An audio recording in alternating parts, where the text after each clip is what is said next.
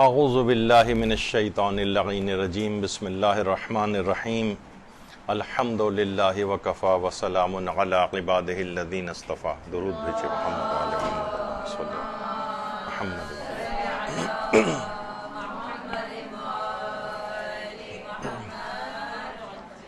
احکام قربانی جو لمحہ بلمحہ درس ہمارا جو ہے اس پہ چل رہا ہے، تو آج اس کا دوسرا اور آخری درس ہوگا اس موضوع پر، اور انشاءاللہ آج کوشش کریں گے اس کے سارے مسائل کو آج ہی مکمل کر دیں اور یہ تیسرے پر بات نہ جائے. پچھلی دفعہ یہاں تک بات پہنچی تھی کہ جانور ہم نے جو ہے وہ خرید لیا ہے، گھر لے کر آ گئے ہیں، اب اس کے بعد کے مسائل شروع ہونے جو کہ اہم ترین قربانی کے احکام ہیں. اچھا، پچھلی مرتبہ ایک بات بیان ہوئی تھی کہ آیت اللہ سیستانی کے نزدیک قربانی کے لیے قرض لینے کا استحباب ثابت نہیں ہے. تو یہ تو بالکل صحیح مسئلہ ہے. اس کے ضمن میں ہی بہت سے مسائل اور بھی بیان ہوئے تھے کہ مثلا اگر کوئی شخص مقروض ہے تو اس پر حج بھی واجب نہیں ہوتا ہے. تو اسی میں ایک ضمنی مسئلہ اور بھی رہ گیا تھا، اور جو بتانا جو کہ بہت اہم ہے اور مورد ابتلا ہے، وہ یہ ہے کہ اگر عام طور پر ہمارے ہاں یہ چیز ہے کہ بیویوں کا مہر شوہر نہیں دیتے، اور وہ بھی تقاضا نہیں کرتی ہیں، بس ایسی لنگر آن ہوتا رہتا ہے. کبھی جب طلاق و لاق تک معاملہ پہنچتا ہے تو پھر وہ مہر وہر دینے کا مسئلہ آتا ہے. آقا سیستانی فرماتے ہیں کہ چاہے بیوی اگر تقاضا نہ بھی کرے تب بھی شوہر کو مقروض سمجھا جائے گا مہر کا. یعنی اگر اس نے مہر بیوی کا نہیں دیا ہے تو اس کے اوپر اگر وہ حج کر کے بھی آ گیا تو حج واجب اس کا نہیں اترے گا.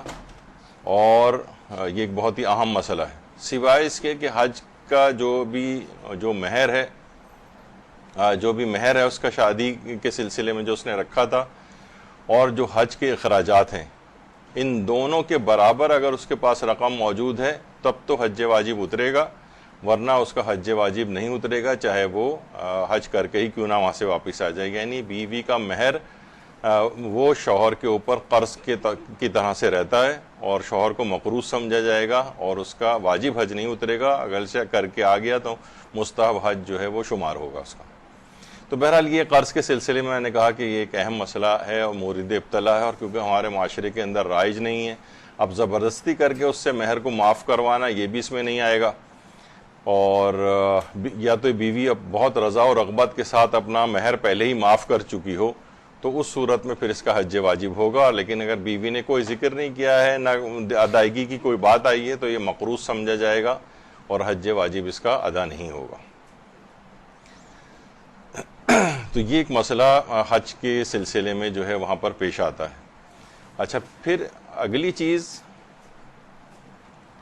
اگلا ایک چیز یہ بیان ہوئی تھی کہ اگر کوئی شخص گھر میں جانور کو پالتا ہے تو پالتو جانور کی قربانی مکروہ ہے. اور دوسرا مکروہ یہ بھی بیان ہوا تھا کہ اس شخص کے لیے بھی ذبح کرنا مکروہ ہے جس نے خود اس جانور کو پالا ہو. تو دو یہ چیزیں بیان ہوئی تھیں، لیکن یہ مسئلہ آقا سیستانی کے لحاظ سے ہے. آیت اللہ حافظ بشیر نجفی فرماتے ہیں کہ گھر میں پالے ہوئے جانور کی قربانی کا مکروہ ہونا یہ ثابت نہیں. تو یہ ہم جہاں مراجع کے آپس کے ڈفرینسز ہیں، کیونکہ بہت سے لوگ آیت اللہ حافظ بشیر نجفی کی تقلید میں ہیں، تو اکثر وہ اس کا اظہار کرتے ہیں کہ بھئی ہمارے لحاظ سے بھی جہاں کم سے کم اختلافی کوئی ان کی مسئلہ ہو تو کم سے کم وہ ضرور بیان کر دیا جائے. تو پالتو جانور کی قربانی آقا حافظ بشیر نجفی کے فتوے میں اس کی کراہیت ثابت نہیں ہے. اچھا، جانور کو کب ذبح کرنا مکروہ ہے، یہ عام حالات کے لحاظ سے بھی میں آپ کو بیان کر دوں. ایک تو جمعے کے روز ظہر سے پہلے جانور کو ذبح کرنا مکروہ ہے. یعنی اگر کوئی مجبوری نہیں ہے، کوئی ایسا مسئلہ نہیں ہے، مجبوری ہو تو ایک الگ بات ہے. اور رات کے وقت بھی جانور کو ذبح کرنا مکروہ ہے. یعنی سوال پوچھا گیا کہ رات میں جانور ذبح کرنا یا عام دنوں میں جمعے کے روز ذبح کرنا کیسا ہے، تو جواب دیا کہ اگر کوئی مجبوری یا ضرورت نہ ہو تو رات کو یا جمعے کے دن زوال سے پہلے جانور کا ذبح کرنا مکروہ ہے. لیکن کیونکہ عید قربان عام دنوں کے حوالے سے یہ مسئلہ بیچ میں آ گیا، ورنہ عید قربان میں تو ظاہر ہے جمعہ بھی اگر بیچ میں آ جائے تو بہرحال اس میں قربانی جو ہے وہ کی جائے گی. البتہ اور جانور کو رات میں ذبح کرنا، وہ جو اس سے پہلے بھی ہم نے بیان کیا تھا، تو آیت اللہ سیستانی نے عید قربان کی جو 3 دن ہیں اس میں جو درمیان کی جو 2 راتیں آتی ہیں اس میں بھی انہوں نے کہا تھا کہ احتیاط واجب کی بنا پر وہ رات میں قربان نہیں ہوگی قربانی، دن میں قربان کرنا پڑے گا، ورنہ وہ کافی نہیں ہوگی احتیاط واجب کی بنا پر۔ تو یہ 2 چیزیں ہو گئیں۔ اچھا، اب قربانی کا افضل ترین وقت کون سا ہے؟ تو آغا سیستانی فرماتے ہیں کہ عید الاضحیٰ کی، یعنی سوال ان سے پوچھا گیا کیا عید الاضحیٰ کی مستحب قربانی کو فجر کے بعد سورج نکلنے سے پہلے قربان کر سکتے ہیں؟ تو جواب دیا کہ جی ہاں، یہ جائز ہے، لیکن افضل ہے کہ سورج نکلنے کے بعد جتنی دیر میں نماز عید ادا کی جاتی ہے اتنا وقت گزرنے کے بعد قربانی کی جائے۔ تو عام طور پر اگر ہم آدھا پونا گھنٹہ لگا لیں سورج نکلنے کے بعد تو اتنا وقت گزر جائے، بس اس کے بعد آپ قربانی کر سکتے ہیں، افضل ترین ہے۔ لیکن جیسے ہی فجر کا وقت ہو آپ قربانی کروا سکتے ہیں۔ بعض اوقات مجبوری ہوتی ہے، قصائی اویلیبل نہیں ہو رہا ہے، اس نے کہا بھائی میں تو صبح ہی کروں گا، میرے اور کمٹمنٹ بھی بہت ہیں، تو پھر آپ فجر کے بعد بھی کروا سکتے ہیں آیت اللہ سیستانی کے مقلدین۔ لیکن مثلا مرحوم آیت اللہ خوئی تھے، وہ فرماتے تھے کہ نہیں، یہ کافی نہیں ہے، یعنی سورج نکلنا ضروری ہے۔ سورج نکلنے سے پہلے اگر آپ نے قربان کیا تو وہ پھر عید الاضحیٰ کی مستحب قربانی کاؤنٹ نہیں ہوگی۔ اسی طرح سے آیت اللہ حافظ بشیر نجبی بھی فرماتے ہیں کہ اگر کسی نے ایسا کیا کہ طلوع فجر یعنی طلوع آفتاب سے پہلے اس نے جانور قربان کیا تو فرماتے ہیں کہ یہ ایسا کرنا جائز نہیں ہے، اور اس نے اگر ایسا کیا تو اس کو دوبارہ قربانی کرنا ہوگی۔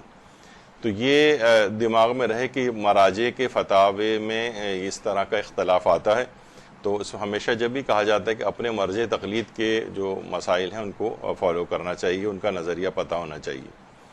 تو لیکن افضل وقت کون سا ہے؟ افضل وقت وہی ہے کہ سورج نکل جائے اور سورج نکلنے کے بعد اتنا وقت گزر جائے جس میں نماز عید ادا کی جاتی ہے۔ اچھا، اب ایک اور بھی چیز ہے کہ نماز عید ادا کی جاتی ہے تو کیا نماز عید پڑھنا بھی ضروری ہے؟ یعنی جو قربانی کر رہا ہے تو اس کا جواب ہے کہ نہیں، اتنا وقت گزر جائے جس میں نماز عید ادا کی جاتی ہے، لیکن یہ ضروری نہیں کہ وہ خود بھی نماز عید پڑھے، کیونکہ نماز عید مستحب ہے۔ نماز عید مستحب ہے تو وہ اس کو چھوڑ بھی سکتا ہے، لیکن البتہ اتنا وقت گزار دے کہ جس میں نماز عید ادا کی جاتی ہے، تو اس طرح سے اس کی وہ قربانی ٹھیک ہو جائے گی۔ اچھا، اب ایک سوال آتا ہے کہ آپ مرحومین کی طرف سے جانور قربان کر سکتے ہیں عید الاضحیٰ میں؟ تو دیکھیے بہت سی چیزیں ایسی ہیں، نمازوں کے سلسلے میں ایک اختلاف ہے آغا سیستانی کا، اور زندوں کے لحاظ سے بھی اس میں ایک مسئلہ آتا ہے، لیکن اس کو چھوڑیں بہرحال۔ لیکن قربانی مرحوم کی طرف سے کی جا سکتی ہے، جیسے آپ نے فطرے کے مسائل میں سنا تھا، کیا مرحوم کی طرف سے فطرہ ادا کیا جا سکتا ہے؟ تو ائمہ معصومین کی سیرت میں ہمیں ملتا ہے کہ ائمہ معصومین اپنے والد کے لیے جو بھی، یعنی 3 یا 4 معصومین کا تو روایت کے اندر آیا ہے کہ وہ اپنے ظاہر دنیا سے وہ پردہ فرما گئے تھے، شہید ہو چکے تھے، لیکن اس کے باوجود ان کا فطرہ نکالا کرتے تھے، تو ان کا تو فطرہ نکالا جا سکتا ہے۔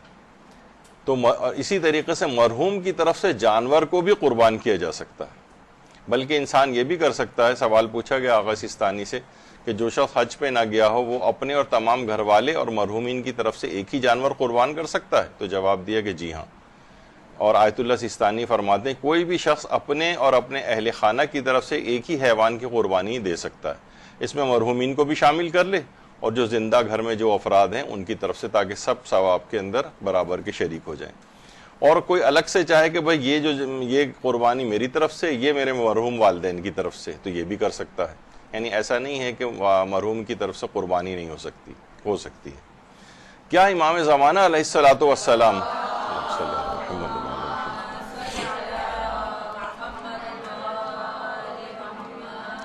کیا ان کی نیابت میں قربانی کر سکتے ہیں؟ تو جواب ہے کہ جی ہاں، امام زمانہ علیہ السلام کی نیابت میں بھی قربانی کر سکتے ہیں، اور یہ بھی کر سکتے ہیں کہ قربانی اپنی طرف سے کریں اور اس کا ثواب امام زمانہ علیہ السلام کو ہدیہ کر دیں، یعنی اہدا بھی کر سکتے ہیں اور نیابت بھی کر سکتے ہیں، دونوں چیزیں۔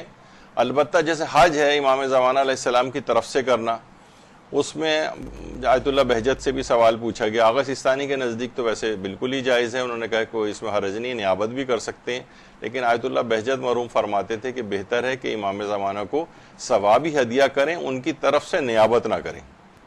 بہرحال ایک وہ ہے, لیکن آغا سیستانی کی طرف سے یہ ہے مسئلہ کہ وہ فرماتے ہیں کہ نیابت بھی کی جا سکتی ہے. تو امام زمانہ علیہ السلام کی طرف سے نیابت میں ان کی قربانی بھی کی جا سکتی ہے. اچھا, اب لوگوں ایک دماغ میں آتا ہے کہ بعض اوقات قربانی جن کی طرف سے ہو رہی ہے, اہل خانہ مثلا 5-7 افراد گھر میں, ابھی آپ نے سنا کہ ان کی طرف سے بھی قربانی ہو سکتی ہے, مرحومین کی طرف سے بھی ہو سکتی ہے. تو جس وقت جانور ذبح کیا جا رہا ہو تو کیا اس وقت ان سب افراد کا نام لینا ضروری ہے کہ ان افراد کی طرف سے قربانی ہو رہی ہے؟ تو اکثر جگہوں کے اوپر ایسا ہوتا ہے کہ نام لیا جاتا ہے.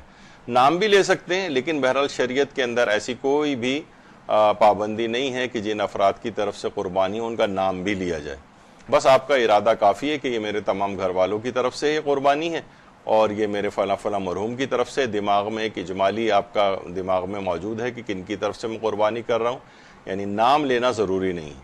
دیکھیے بعض اوقات یہ ہوتا ہے نا, جیسے سورہ فاتحہ جو ہم پڑھتے ہیں تو اس میں بھی مرحومین کی ایک بعض اوقات اتنی بڑی بڑی لسٹ پکڑا دیتے ہیں لوگ کہ بھئی ان سب کے نام لیے جائیں. تو وہ اچھی بات ہے, کوئی اس میں برائی نہیں ہے, لیکن نام لینا ضروری نہیں ہے. صرف تاکید عام طور پر علماء جو فرماتے ہیں وہ یہ ہے کہ والدین کا نام لیا جائے.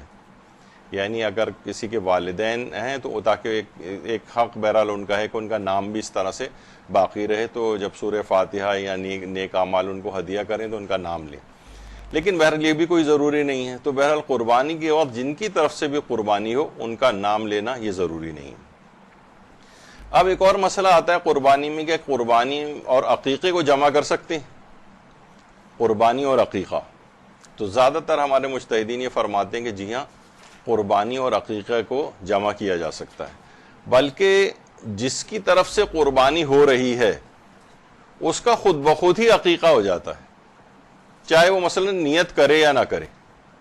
ایک آدھ مجتہدین کو چھوڑ کر ابھی ان کا بھی تذکرہ آگے آئے گا. یعنی جس کی طرف سے بھی قربانی ہو رہی ہے اس کا خود بخود عقیقہ ہو جائے گا. اچھا, یہ حج کی قربانی میں بھی ہوتا ہے. پہلے تو آغا سیستانی فرماتے ہیں قربانی عقیقے سے مجزی ہے, پس جو شخص قربانی کرے اس سے عقیقہ کرنے کا استحباب ساقط ہو جاتا ہے. یعنی پھر اسے الگ سے کوئی عقیقہ کرنے کی ضرورت نہیں, چاہے اس کے دماغ میں بھی نہیں ہے عقیقے کا. قربانی کر لی تو بس سمجھو کہ تمہارا عقیقہ بھی ساتھ کے ساتھ ہی ہو گیا, اب الگ سے کسی عقیقے کی ضرورت نہیں.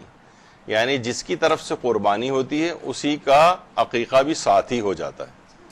اچھا, حج پہ بھی یہی ہوتا ہے. مثلا اگر کوئی شخص حج کرنے گیا اور حج میں وہاں ظاہر ہے اس نے جا کر ایک جانور کو ذبح کیا وہاں پر, تو اب یہ جو حاجی صاحب ظاہر ہے مستحب حج کر رہا ہو چاہے واجب حج کر رہا ہو, وہاں جانور ذبح کیا جاتا ہے. تو جیسے ہی جانور ذبح ہوگا اس شخص کا, اس حاجی کا خود بخود ہی عقیقہ ہو جائے گا, اس کو الگ سے کسی عقیقہ کرنے کی ضرورت نہیں.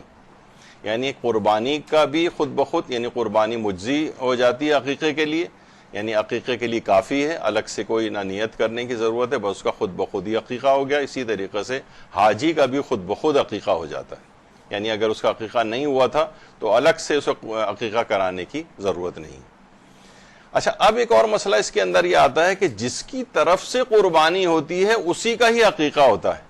یعنی کسی دوسرے شخص کا عقیقہ نہیں ہو سکتا. مثلا باپ کہے کہ قربانی تو میری طرف سے ہے لیکن اس میں عقیقہ میں اپنے بیٹے کا کر رہا ہوں, اس کا ابھی تک عقیقہ نہیں ہوا تھا, تو یہ نہیں ہو سکتا. یعنی ایک ہی جانور کے اندر جس کی طرف سے قربانی ہے اسی کا ہی عقیقہ ہو سکتا ہے.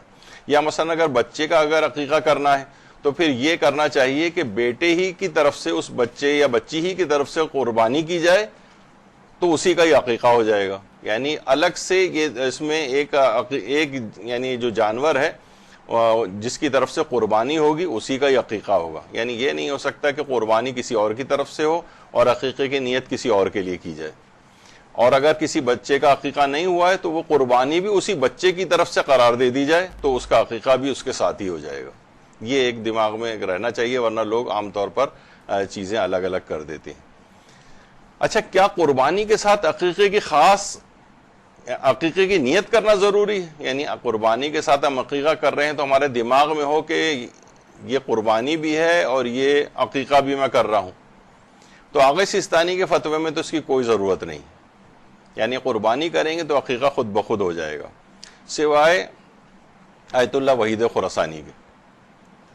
وہ یہ فرماتے ہیں کہ نہیں، یہ اس طرح سے نہیں ہو سکتا، الگ سے نیت کرنا پڑے گی عقیقے کی، یعنی اگر عقیقے کی نیت کریں گے تو عقیقہ ہوگا، اور عقیقے کی نیت نہیں کریں گے تو فقط قربانی ہوگی۔ یعنی لیکن آغا سستانی کہتے ہیں اس کی کوئی ضرورت نہیں، خود بخود ہی عقیقہ ہو جاتا ہے، مجزی ہو جاتا ہے اس کے لیے، لیکن آغا وحید خراسانی جو ہیں وہ کہتے ہیں عقیقے کی الگ سے نیت کرنا پڑے گی۔ تو اس وجہ سے بھی یہ بیچ میں ہم مسائل بتا دیتے ہیں تاکہ جب بعد میں کبھی ایسا ہوتا ہے زندگیوں میں کہ دنیا سے مراجع جو ہے وہ دنیا قانون رخصت بھی ہوتے ہیں، خدا ان سب کو طول عمر عطا فرمائے، لیکن بہرحال دنیا سے جانا ہوتا ہے، تو جب ایسا نہ ہو کہ جب مسئلہ کوئی تبدیل ہو تو آپ حیران ہکا بکا رہ جائیں کہ یہ تو پہلے ہم نے اس سے پہلے کبھی نہیں سنا۔ تو دماغ میں یاد رہے آپ کے کہ اس طرح کا ایک مسئلہ موجود ہے کہ عقیقے کے لیے الگ سے بھی نیت کرنا پڑ سکتی ہے اگر ایسے مجتہد کی تقلید میں کسی میں جائیں۔ آیت اللہ حافظ بشیر نجفی، ان سے پوچھا گیا کہ بقرہ عید پر قربانی کے جانور کی قربانی کرتے وقت کیا عقیقے کی نیت کر سکتے ہیں؟ تو انہوں نے جواب دیا قربانی اور عقیقہ دونوں علیحدہ علیحدہ مستحب عمل ہیں، ایک دوسرے میں مکس نہیں ہو سکتے۔ یعنی یہاں پر بھی کیونکہ آیت اللہ حافظ بشیر نجفی کا ایک اختلاف ہے، تو عقیقے کے ساتھ قربانی کے لیے آغا سستانی اور دیگر فقہا اجازت دیتے ہیں، لیکن آیت اللہ حافظ بشیر نجفی اس کو منع فرماتے ہیں، کہتے ہیں عقیقہ بالکل الگ مستحب ہے، اس کے لیے الگ جانور قربان ہوگا، قربانی ایک الگ مستحب ہے، اس کے لیے الگ جانور قربان ہوگا، یعنی ان دونوں کو مکس نہیں کر سکتے ایک کے اندر۔ اچھا، اب ایک اور مسئلہ آتا ہے، یہ جو حصے دار قربانیاں ہیں نا، اس میں عقیقہ نہیں ہو سکتا، یعنی اس ایک جانور کے اندر جو ایک آدمی کی طرف سے جو قربانی ہو رہی ہے اسی کا ہی عقیقہ ہو سکتا ہے۔ اگر قربانی مثلا ہم نے کہا کہ یہاں گائے کا حصہ تھا، 7 حصے مثلا کیے گئے ہیں اور اس میں ایک حصہ ہمارا ڈالا گیا ہے، ہم نے کہا چلے میرا ساتھ ساتھ جو ہے نا وہ عقیقہ بھی اس میں ہو جائے، تو یہ پاسبل نہیں، کیونکہ یعنی پورا ایک جانور عقیقے میں ذبح ایک شخص کی طرف سے ہونا چاہیے۔ حتیٰ کہ کسی کے یہاں جڑواں بچے پیدا ہوئے ہیں تو وہ ایک ہی جانور کے اندر دونوں بچوں کا عقیقہ بھی نہیں کر سکتا ہے، دونوں کے لیے الگ الگ جانور قربان ہونا چاہیے۔ تو بہرحال حصے دار قربانی میں عقیقے کی نیت یہ نہیں کی جا سکتی، ایک آدمی کے لیے ایک جانور ہو جو اس کی طرف سے قربانی ہے اسی کا ہی عقیقہ ہوگا، اور اس میں حصہ کسی کا نہیں ہونا چاہیے۔ اچھا، اب مسئلہ یہ کہ ٹھیک ہے عقیقہ اور قربانی کو جمع تو کیا جا سکتا ہے، تو احکام کس کے ہوں گے، عقیقے کے ہوں گے یا قربانی کے ہوں گے؟ تو اس میں علماء فرماتے ہیں کہ عید کی جو قربانی کے اس میں احکام لاگو ہوں گے، عقیقے کے لاگو نہیں ہوں گے۔ یعنی قربانی اگر ہو رہی ہے تو عقیقہ خود بخود ہو جاتا ہے، لیکن احکام قربانی کے ہوں گے، عقیقے کے نہیں ہوں گے۔ مثلا عقیقے میں تو یہ شرط ہے نا کہ مثلا والدین کا کھانا مکروہ ہے، لیکن اس میں کیونکہ قربانی کے احکام ہوں گے تو اس میں والدین کے لیے مکروہ بھی نہیں رہے گا۔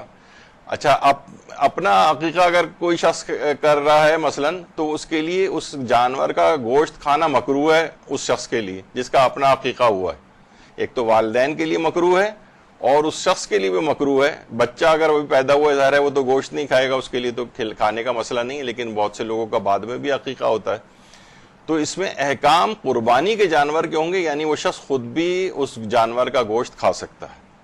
اچھا، عقیقے میں تو یہ ہے، اور بہت سے علماء جیسے آقا کوئی فرماتے تھے احتیاط واجب ہے کہ ماں نہیں کھائے۔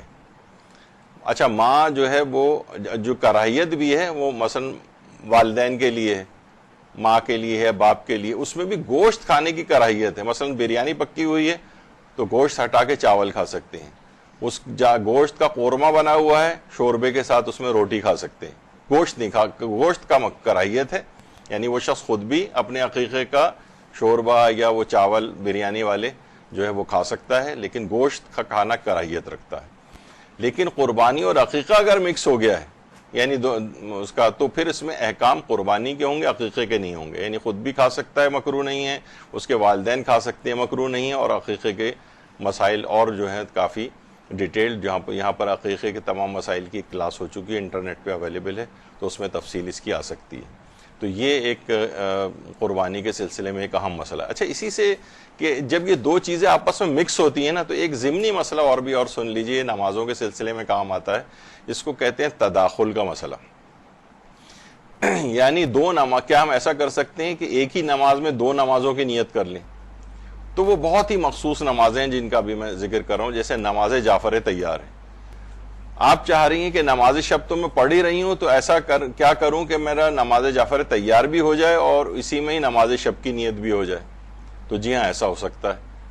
لیکن اس میں کیا ہوتا ہے کہ آپ کر سکتی ہیں ایسا، نماز جعفر تیار دو دو رکعت کر کے پڑھی جاتی ہے، آپ کو بھی نماز شب دو دو رکعت کر کے پڑھنا ہے.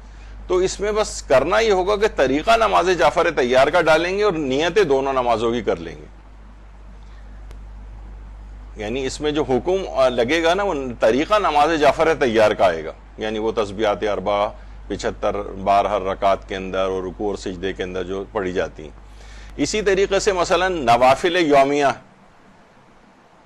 مثلا فجر کے نوافل ہیں، ظہر کے نوافل ہیں، عصر کے نوافل ہیں، مغرب کے، عشاء کے، تو اس میں بھی آپ نماز جعفر تیار کو ایڈ کر سکتی ہیں. یعنی نیت کریں گی کہ مثلا میں نافلہ ظہر پڑھ رہی ہوں اور اس میں دو دو رکعت کی جو 4 رکعتیں ہو جائیں گی، وہ اس میں نماز جعفر تیار کا طریقہ ڈال دیں تو نوافل بھی ادا ہو جائیں گے آپ کے اور نماز جعفر تیار بھی ہو جائے گی. تو اس طرح سے تداخل ان کا ہو جاتا ہے. یعنی احکام اس میں ایک لحاظ سے دیکھا جائے تو نماز جعفر تیار کے ہوں گے. اسی طرح جیسے نماز غفیلہ ہے، اس کا تداخل نماز شب کے ساتھ کیا جاتا ہے.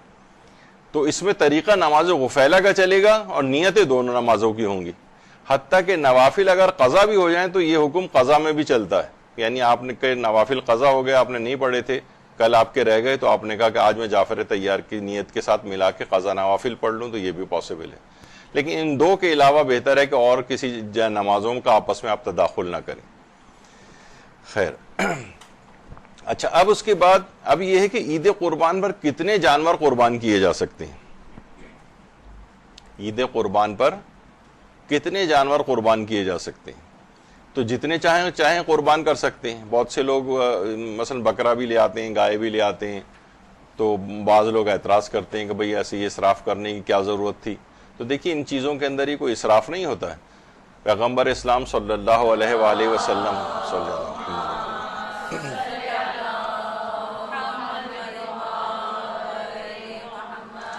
نے جب عمرۃ القضاء آپ کو معلوم ہے، اپنے اسلامیات کی کتابوں میں پڑھا ہوگا کہ ایک بار پیغمبر آئے تھے، پھر عمرہ کیے بغیر، یعنی کافروں نے نہیں کرنے دیا تھا عمرہ، اور پیغمبر واپس چلے گئے تھے.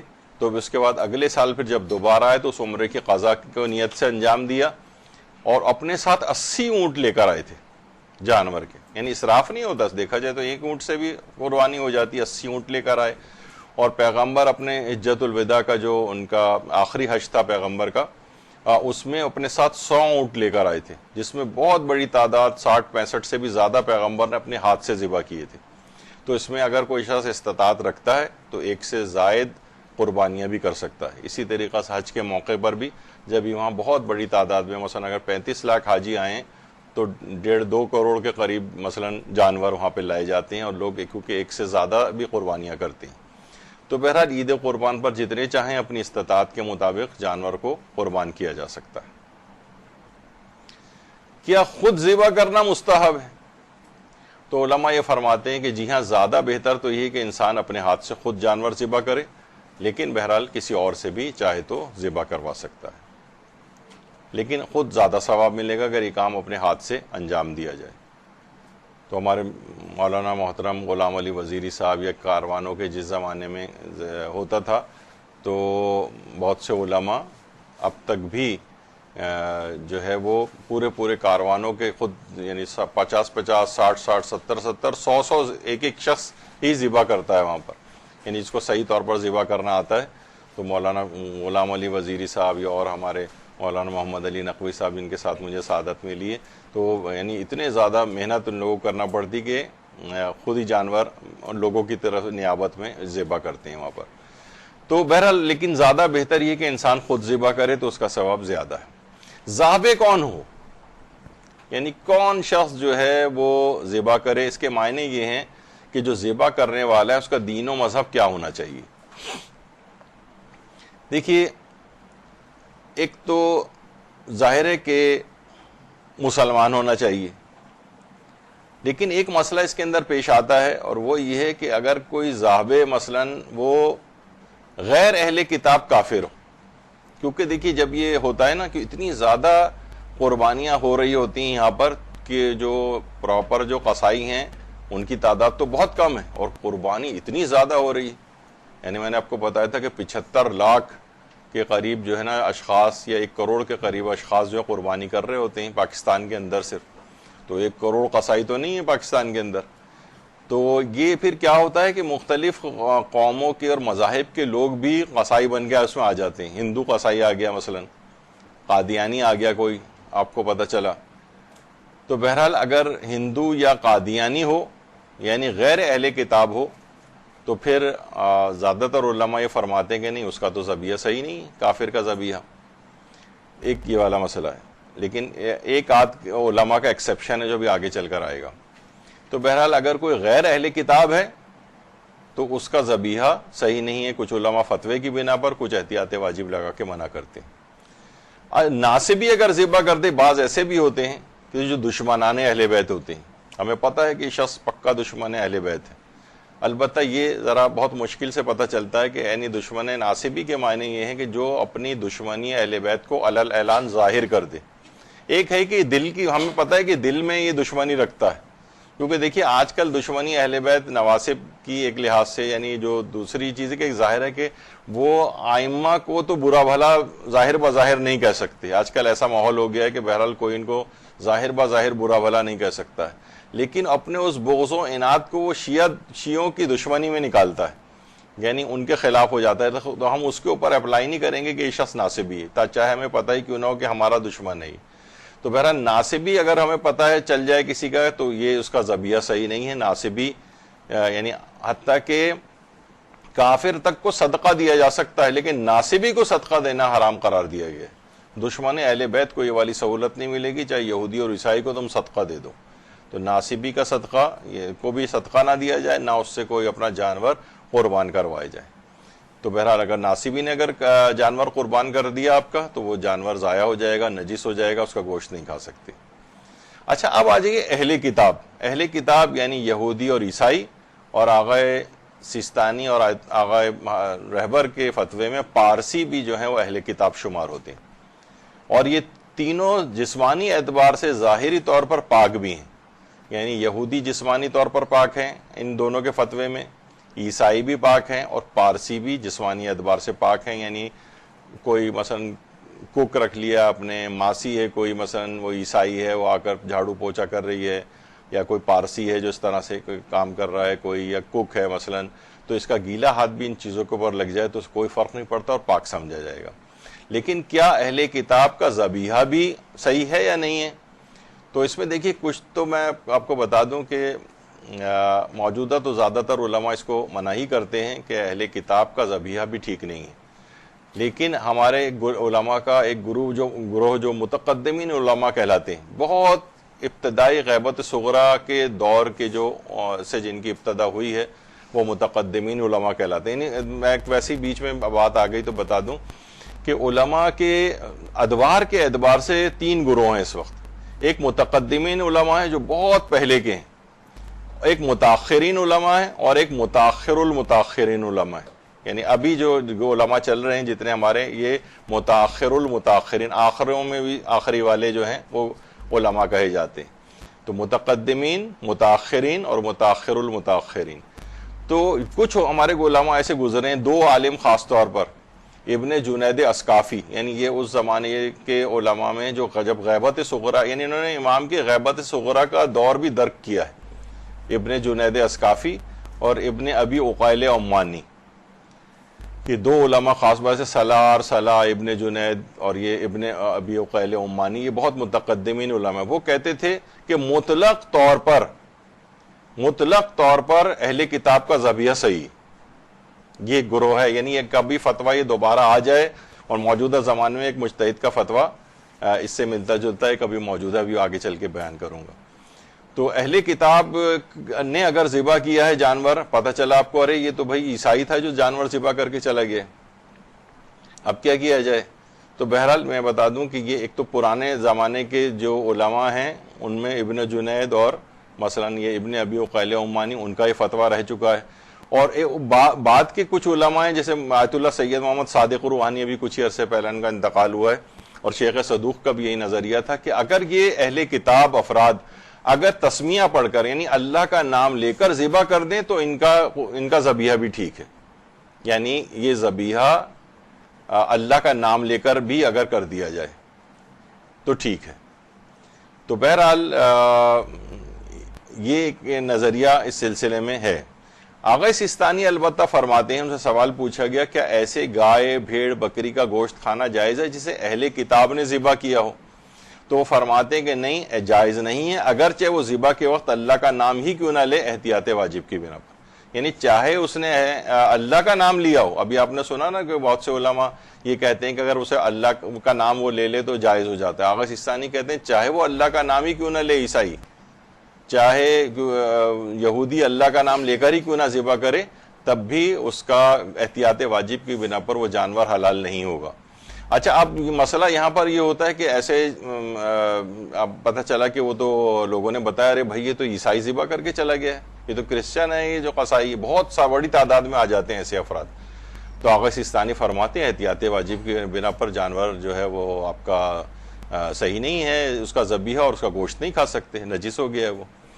لیکن اس کا ایک حل ہے۔ حل کیا ہے؟ آیت اللہ شیخ اسحاق فیاض، یہ ماشاءاللہ حیات علماء میں سے ہیں، اور یہ فرماتے ہیں کہ اگر اہل کتاب کو سکھا دیا جائے کہ وہ اللہ کا نام لے لے، چاہے آپ خود ہی وہی اویلیبل ہو رہا تھا ہم پکڑ کے لے، ابھی تو میں نے کہا کہ ہمیں پتہ ہی نہیں تھا وہ کر کے چلا گیا، وہ تو اور اس کے اندر چھوٹ مل جائے گی، لیکن وہ کہتے ہیں چاہے ہم اسے سکھا دیں کہ بھائی تم جو عیسائی ہو، تم جس وقت ذبح کرو گے نا تم اللہ کا نام لینا، اللہ اکبر یا بسم اللہ پڑھ لینا، اور وہ صحیح طور پر اس کو پڑھ دے، تو فرماتے ہیں کہ وہ ذبیحہ ٹھیک ہو جائے گا۔ یعنی آیت اللہ اسحاق فیاض کی طرف رجوع کر لیا جائے اس مسئلے میں، تو اگر کبھی ایسا ہو جائے تو وہ ذبیحہ بھی ٹھیک ہو جاتا ہے، اگرچہ فرماتے ہیں احتیاط مستحب ہے کہ مسلمان سے کروائے جائے، یعنی حتی المقدور کوشش تو یہی کریں کہ مسلمان ہی ذبح کرے، لیکن بالفرض اگر ایسا ہو گیا تو آپ آیت اللہ اسحاق فیاض کی طرف رجوع کر کے اپنے جانور کو ذبیحہ ٹھیک کر سکتے ہیں، وہ ضائع نہیں ہوگا۔ یہ ہو گیا ایک مسئلہ۔ اب ایک مسئلہ ایک اور آتا ہے کہ کیا ذابح کا، چلیں وہ تو مسلمان ہونا چاہیے، کیا شیعہ اشعری بھی ہونا چاہیے؟ دیکھیے حج کا جو قربانی کا جو مسئلہ ہے، امام خمینی کے فتوے میں جو ایرانی حجاج آتے ہیں تو اپنے ساتھ الگ سے ایک شیعہ قصائی ساتھ لے کر آتے ہیں، یعنی امام خمینی کی جو تقلید میں جس زمانے میں امام خمینی حیات تھے، دیکھیے ایران کے اندر یہ نا اس کا بہت زیادہ رواج نہیں ہے، جیسے میں نے اس سے پہلے کہا کیونکہ قربانی مستحب ہے، وہاں ڈھونڈنے بھی جائیں، ہمارے ایک دوست تھے جو قوم میں طالب علم ہیں، ان کے سسر جب وہاں گئے تو انہوں نے کہا بھائی آج بقرعید کا روزہ ہے تو مجھے عید کی نماز پڑھنے کے لیے لے کے جاؤ، اور وہاں عید کی نماز بھی ہر جگہ نہیں ہوتی، بہت شاذ و نادر کسی جگہ پر ہوتی، مستحب ہے، وہ کہتے ہیں خود ہی گھر میں پڑھ لیں یا کسی دوسری دور پر ہے کہیں کسی جگہ پر ہو، تو آدمی ڈھونڈتا پھرتا۔ اچھا وہاں پر گھر گھر جہاں پر قصائی موجود ہیں پاکستان میں، کیونکہ یہاں پر بہت زیادہ اس کا رواج ہے، وہاں تو قصائی بھی اویلیبل نہیں ہوتے، تو حج پہ جو حاجی آتے ہیں، امام خمینی کا نظریہ یہ تھا کہ حج کی جو قربانی ہے اس کا جو ذابح ہے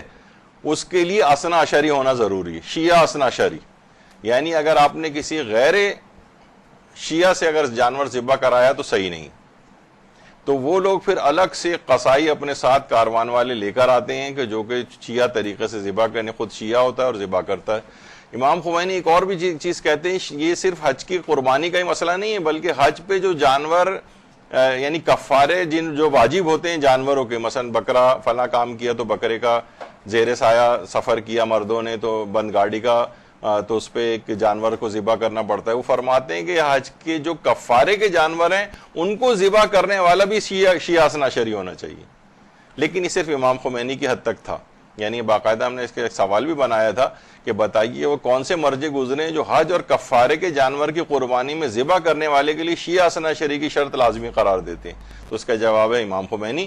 البتہ بقرعید کی جو عام قربانی ہے اس میں وہ اس شرط کو لازمی نہیں سمجھتے تھے، یہ جو عام بقرعید کی جو مستحب قربانی ہے وہ کہتے تھے کہ اس میں غیر شیعہ سے بھی جانور کو قربان کروایا جا سکتا ہے، یہ صرف حج کی قربانی کا مسئلہ ہے، اور یہ صرف حج کے میں جو کفارے واجب ہوتے ہیں ان کی قربانی کا مسئلہ ہے کہ شیعہ اثنا عشری ہونا چاہیے امام خمینی کے فتوے میں۔ لیکن آغا رہبر کے فتوے میں، آیت اللہ سیستانی کے فتوے میں، دیگر اور جتنے بھی علماء ہیں ان کے فتوے میں نہ تو حج کی قربانی میں ضروری ہے، کسی بھی فرماتے ہیں کسی بھی عام مسلمان سے بھی جانور ذبح کروا سکتے ہیں، اور جو مستحب قربانی ہے جو اپنے وطن میں ہم کر رہے ہیں اس میں بھی ہم کسی بھی مسلمان سے، چاہے وہ شیعہ اثنا عشری نہ بھی ہو، اس سے جانور کو قربان کروایا جا سکتا ہے۔ اچھا، اگر غیر شیعہ مسلمان اپنے مذہب کے مطابق صحیح ذبح کر دے، ہم نے کہا کہ بھائی ٹھیک ہے تم ذبح کرو کیونکہ مسلمان سے جائز ہے، تو وہ تو شیعہ فقہ کو فالو نہیں کر رہا ہے، وہ لیکن اپنے مذہب کے مطابق صحیح ذبح کر رہا ہے۔ اچھا، اب یہ اپنے مذہب کے مطابق صحیح ذبح کیا؟ مثلا میں ایک مثال دے دیتا ہوں، ابھی ویسے آگے چل کر اسی تفصیل آئے گی۔ برادران اہل سنت میں جانور کا ذبح کے وقت قبلہ رخ ہونا یہ واجب نہیں، کہتے ہیں صرف مکروہ ہے، یعنی کراہیت ہے کہ آپ بہتر یہ کہ قبلہ رخ کر لیں، لیکن قبلہ رخ نہیں بھی کیا تو جانور صحیح ہے۔ بہت سے لوگ مرغی وغیرہ خریدنے جاتے ہیں تو بہت سے لوگ جو بہت محتاط ہوتے ہیں پیٹھ موڑ کے کھڑے ہو جاتے ہیں جس وقت وہ ذبح کر رہا ہوتا ہے کہ بھئی تاکہ ہمیں پتہ نہ چلے کہ اس نے قبلہ رخ جانور کیا ہی نہیں کیا۔ بعض اوقات تو بالکل پشت بہ قبلہ ہو، یعنی اس کی ہوتا ہے وہ جانور، اور وہ ذبح اس طریقے سے کر دیتے ہیں، یا اس کی مرغی کی گردن کو آسمان کی طرف کر کے اور پھر اللہ اکبر کہہ کے کر دیتے ہیں۔ تو بہت سے لوگ تو بہت شکی مزاج اس لحاظ سے ہوتے ہیں تو کہتے ہیں کہ بھئی یہ تو جانور ہمارا بیکار ہو گیا ہے، وہ یا تو بہت پریشرائز کرتے ہیں کہ شیعہ طریقے سے ذبح کیا جائے۔ تو اس میں یہ ہے کہ اگر غیر شیعہ مسلمان اپنے مذہب کے مطابق صحیح ذبح کر دے تو اس کو ہمارے مذہب میں بھی اس کا ذبیحہ صحیح تسلیم کر لیا جاتا ہے۔ اس کے لیے ہمارا ایک فقہی قانون ہے، اس کا نام ہے حمل و فعل المسلم علی الصحہ۔ حالت شک میں مسلمان کے عمل کو صحیح سمجھا جائے گا۔ یہ بہت کام آنے والا مسئلہ ہے، اسی سے ہی آپ جو گوشت لے کر آتے ہیں، اب آپ کو کیا پتا ہے وہ تو مثلا گوشت لٹکا ہوا ہے، آ کے ذبح جو ہے پتہ نہیں کب اس نے کیا تھا، اور زیادہ تر وہ غیر شیعہ افراد ہوتے ہیں، یا مثلا وہ وہیں سے کمیلے سے ہی جو ہے وہ ذبح کر کے لایا گیا اس کو، یا کسی بھی جگہ جانور ذبح کر کے اب تو ہمارے سامنے صرف گوشت لٹکا ہوا ہے اور ہمیں پتہ بھی نہیں کہ کس طریقے سے ذبح کیا ہے۔ تو کیا ہے، حالت شک میں مسلمان کے عمل کو صحیح سمجھو کہ اس نے صحیح ذبح کیا تھا۔ یا مثلا جیسے ہوتا ہے عام طور پر ہم نے ڈرائی کلینر کو نجس کپڑے دیے اور اس سے کہہ دیا بھائی اس کو پاک کر دینا، اب وہ لا کے ہمیں اس نے کپڑے دے دیے اور کہہ دیا کہ جی میں نے کپڑے پاک کر دیا۔ اب اس کی تحقیق میں جانا واجب نہیں کہ یہ تم نے کس طرح سے پاک کیے، یعنی نجاست ہٹائی، پھر ایک دفعہ کپڑے پانی ڈال کے اس کو نچوڑا، پھر دوسرا پانی ڈال کے نچوڑا، یہ سب تفصیل میں جانے کی کوئی ضرورت نہیں۔ حالت شک میں مسلمان کے عمل کو صحیح سمجھے کہ اس نے پاک کر کے دے دیے تھے، ورنہ پھر کیا ہوگا کہ ہاں البتہ اسے یہ علماء فرماتے ہیں قابل اعتبار ہونا چاہیے۔ ایک ہوتا ہے بالکل لاپرواہ، اسے پتہ ہی نہیں نجاست طہارت کیا چیز ہوتی ہے، اور وہ کہہ دے کہ یعنی اس کو دیے ہم نے، تو پھر اس کو ہمیں اطمینان ہونا چاہیے قابل اعتبار ہے، چاہے وہ اپنے مذہب کے مطابق اسے ہی بہرحال اس نے پاک کر دیے تو ہم بھی اس کو پاک سمجھ لیں گے۔ تو یہ بڑا ایک فقہ کا ایک کام آنے والا مسئلہ ہے، یہ ذبیحے کے اندر بھی چلتا ہے اور یہ نجاست طہارت والے مسائل میں بھی چلتا ہے، اور بہت ساری جگہوں پہ قانون چلتا ہے حمل و فعل المسلم علی الصحہ۔ حالت شک میں مسلمان کے عمل کو صحت پہ محمول کیا جائے گا، یعنی اس نے صحیح کام انجام دیا تو ذبیحے میں بھی چلے گا، یعنی حالت شک میں مسلمان کا ذبیحہ یہ صحیح سمجھا جائے گا۔ اور دوسرا کیا ہے کہ اس نے اپنے مذہب کے مطابق صحیح ذبح کیا ہو۔ اچھا، اب ایک سوال پوچھا گیا ہے علماء سے کہ آیت اللہ سیستانی سے سوال پوچھا گیا ہے کہ کیا غیر شیعہ سے ذبح کرانے میں کوئی قباحت ہے؟ کوئی قباحت؟ تو آیت اللہ سیستانی نے فرمایا کوئی قباحت نہیں، یعنی چاہے شیعہ اثنا عشری قصائی موجود ہی کیوں نہ ہو تب بھی ہم غیر شیعہ مسلمان سے جانور کو ذبح کرا سکتے ہیں، کوئی قباحت نہیں، اور وہ اپنے مذہب کے مطابق صحیح ذبح کر دے تو کافی ہے، اس میں کوئی پریشانی کی بات نہیں۔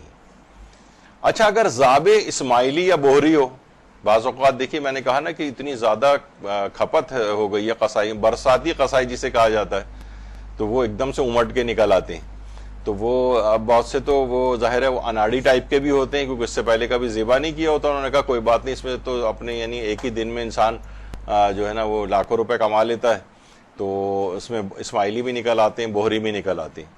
تو بہرحال اسماعیلی اور بوہری حضرات ان کو بھی مسلمان کے احکام ان کے اوپر لاگو ہوتے ہیں جب تک کہ خاص طور پر اسماعیلیوں کے، جب تک کہ وہ اپنا کوئی ایسا عقیدہ نہ ظاہر کریں جس سے کفر لازم آتا ہو، اور کفر بھی اس طرح کا لازم آتا ہو کہ جس سے انکار رسالت لازم آتا ہو. تو یہ ذرا بڑی ٹیکنیکل اور وہ ہے، لیکن عام طور پر ان کے ان کو عام طور پر اسلام کے احکام ان کے اوپر ہوتے ہیں. تو بہرحال کوئی اسماعیلی اگر ذبح کر دے جانور کو آغا خانی تو اس کو بھی ہم ذبیحہ صحیح مانیں گے، اور بوہری بھی اگر ذبح کر دے تو اس کو بھی صحیح مانا جائے گا. سوائے اس کے کہ بہت سی جگہ ایسی ہیں کہ ہنزا وغیرہ کے جو علاقے ہیں اس میں وہاں ان کی اکثریت ہے، تو وہ اپنے اکثر سننے میں آتا ہے کہ بعض افراد اپنے عقائد کا اظہار کرتے ہیں. تو بہت سے علماء نے ہنزا کے جو اسماعیلی ہیں ان کو ان کے عقائد کی بنا پر جن کا وہ اظہار کرتے ہیں اس کو کافر قرار دیا انہیں. لیکن بہرحال یہ کہ جو اور دیگر علاقوں کے رہنے والے ہیں، کیونکہ یہ باطنیہ فرقہ کہلاتا ہے، یہ اپنے عقائد کو چھپاتے ہیں. میرے ایک دوست ڈاکٹر تھے، وہ جو بوہری تھے اور بوہری سے شیعہ ہو گئے تھے وہ، تو میں ان سے پوچھتا تھا بھائی ان کی کوئی کتابیں کوئی چیز ہو، تو وہ کہتے تھے میں کتابوں کی ڈیمانڈ بھی نہیں کر سکتا اپنے، یعنی ان کے یہاں اتنی چھپا کے کتابیں رکھی جاتی ہیں کہ ان کو اگر کہا جائے کہ بھائی ہم اپنے عقائد کی کتابیں ہمیں پڑھنی ہیں یا کچھ ہے، تو ان کو شبہ ہونے لگتا تھا کہ کیوں یہ مانگ رہا ہے کتابیں. تو ان کا حقہ پانی بند ہو جاتا تھا. بہت سے اسماعیلی جو ہے وہ شیعہ ہوئے ہیں تو ان کو بہت پرابلم کا فیس کرنا پڑا، اور وہ ان کی طرف سے مالی امداد بند ہو گئی، رشتے دینے بند ہو گئے لوگ ان کو. تو بڑی پرابلم کا شکار ایسے افراد ہوتے ہیں جن کی کمک کرنی چاہیے. بہرحال اگر قربانی کی حد تک یہ ہے کہ ذابح جو ہے اگر اسماعیلی ہو یا بوہری ہو تو بہرحال حالت شک میں اس کے یعنی ذبیحے کو صحیح سمجھا جائے گا، اس طور پہ کہ ان پہ مسلمان کے احکامات جاری ہوتے ہیں جب تک کہ وہ واضح طور پر اپنے کفریہ عقائد کا اظہار نہ کرے،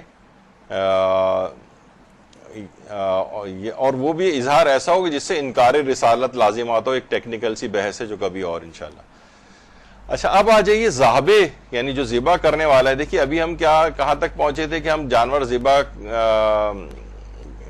کے لیے گھر میں لے آئے تھے، اور اب مثلا اب ہم آدمی تلاش کر رہے ہیں. تو اب ہم آپ نے دیکھا کہ کون سا ہے، مسلمان ہے کہ کافر ہے، تو ناصبی ہے تو اسماعیلی ہے کہ بوہری ہے کہ ہندو ہے، سکھ ہے اور یہودی ہے، پارسی ہے، کیا ہے، شیعہ سنشری ہے. نہیں تو کتنے مسائل اس کے اندر آئے. اس کے اندر غیر ممیز بچہ اگر ذبح کرے، یہ ویسے ہی ایک ہے، بہت سی چیزیں ایک نا آپ کے فقہ میں نا بہت سی چیزیں فرض بھی کی جاتی ہیں تاکہ آپ کا دماغ بالکل کلیئر ہو جائے سارے مسائل سے.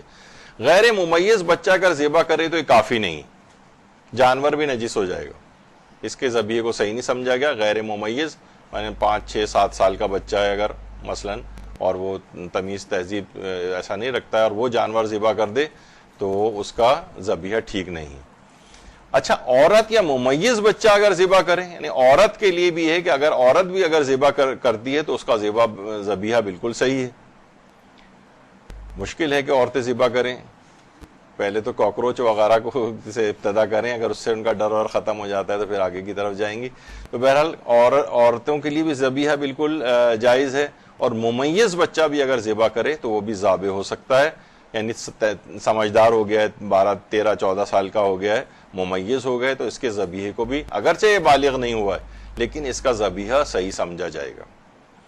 یہ ایک مسئلہ ہوا.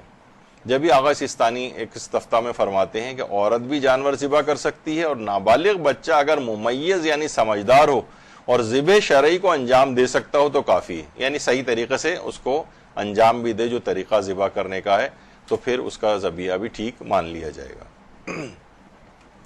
آغا سستانی سے ایک استفتاء اور پوچھا گیا، اگر چاقو 2 دستے والا ہو اور 2 لوگ اسے پکڑ کر ذبح کریں تو کیا کسی ایک کا یا دونوں کا نصف اللہ کا نام لینا کافی ہے یا نہیں ہے؟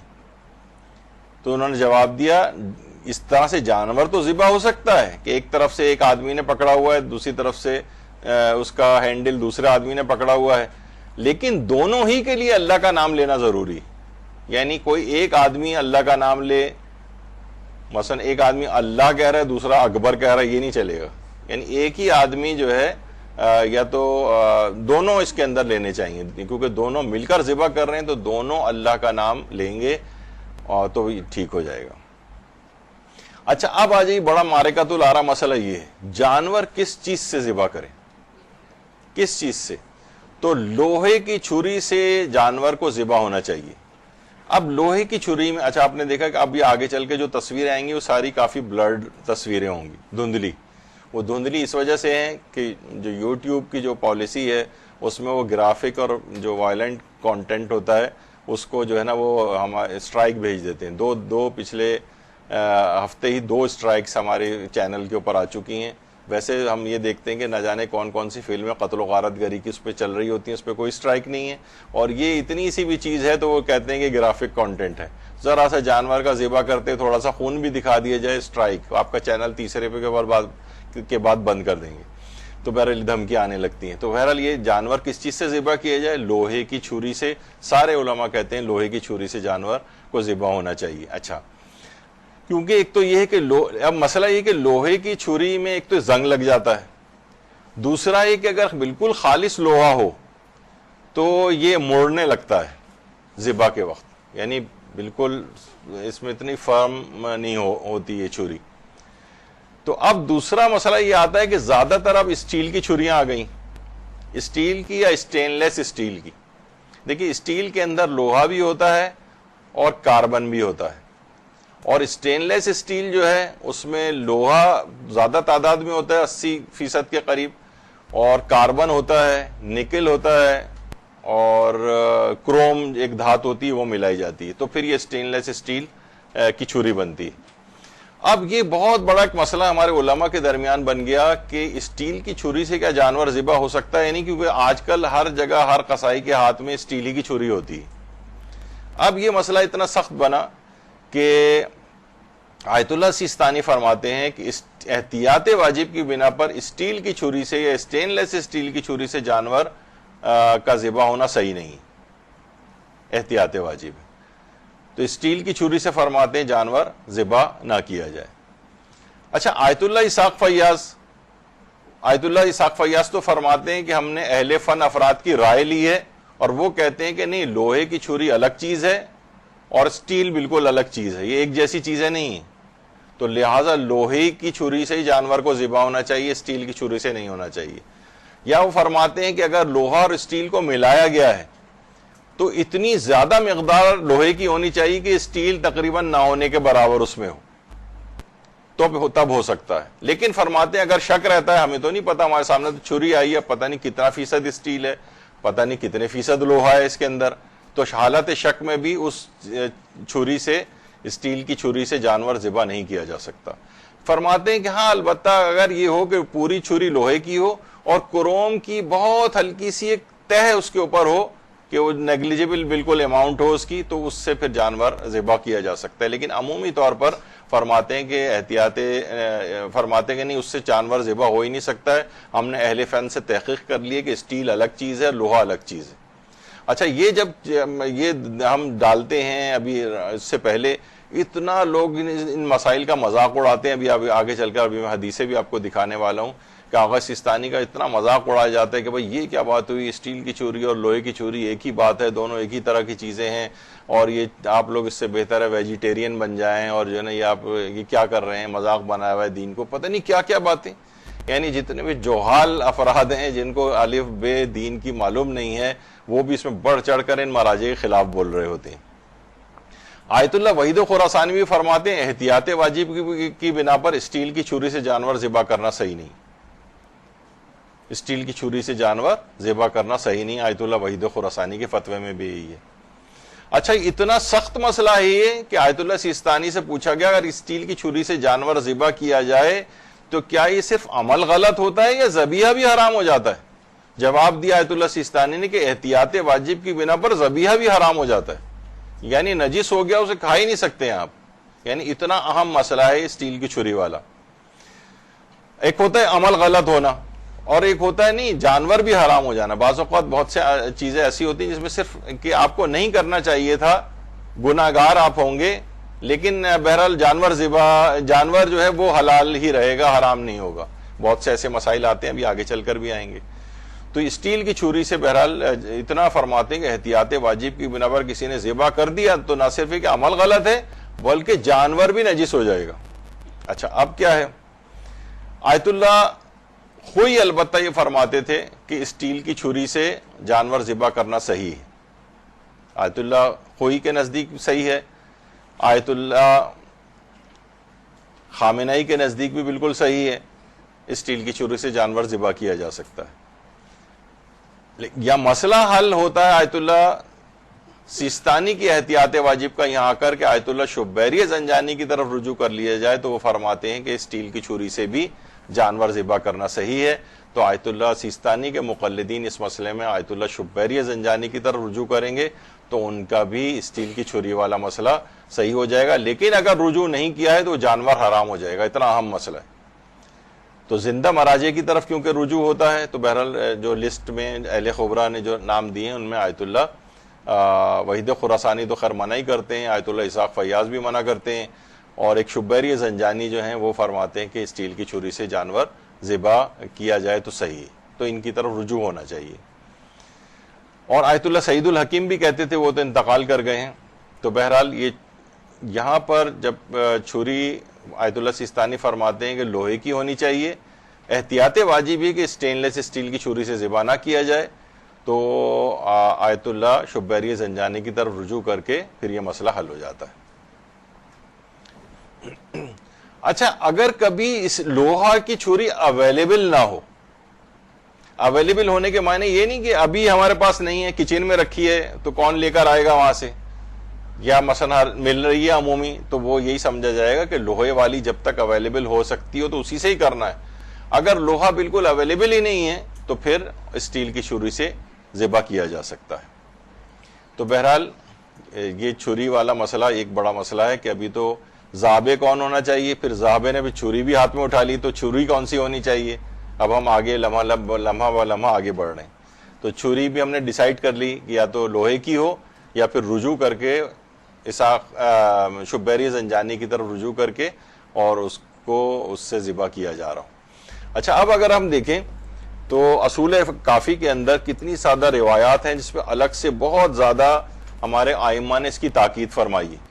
مثلا پہلی جو روایت ہے علی ابن ابراہیم نے اپنے والد سے، انہوں نے ابن ابی عمیر سے، انہوں نے پھر آگے پھر محمد ابن مسلم کہ سألت ابا جعفر علیہ السلام، اللہم صلی علی محمد وعلی محمد،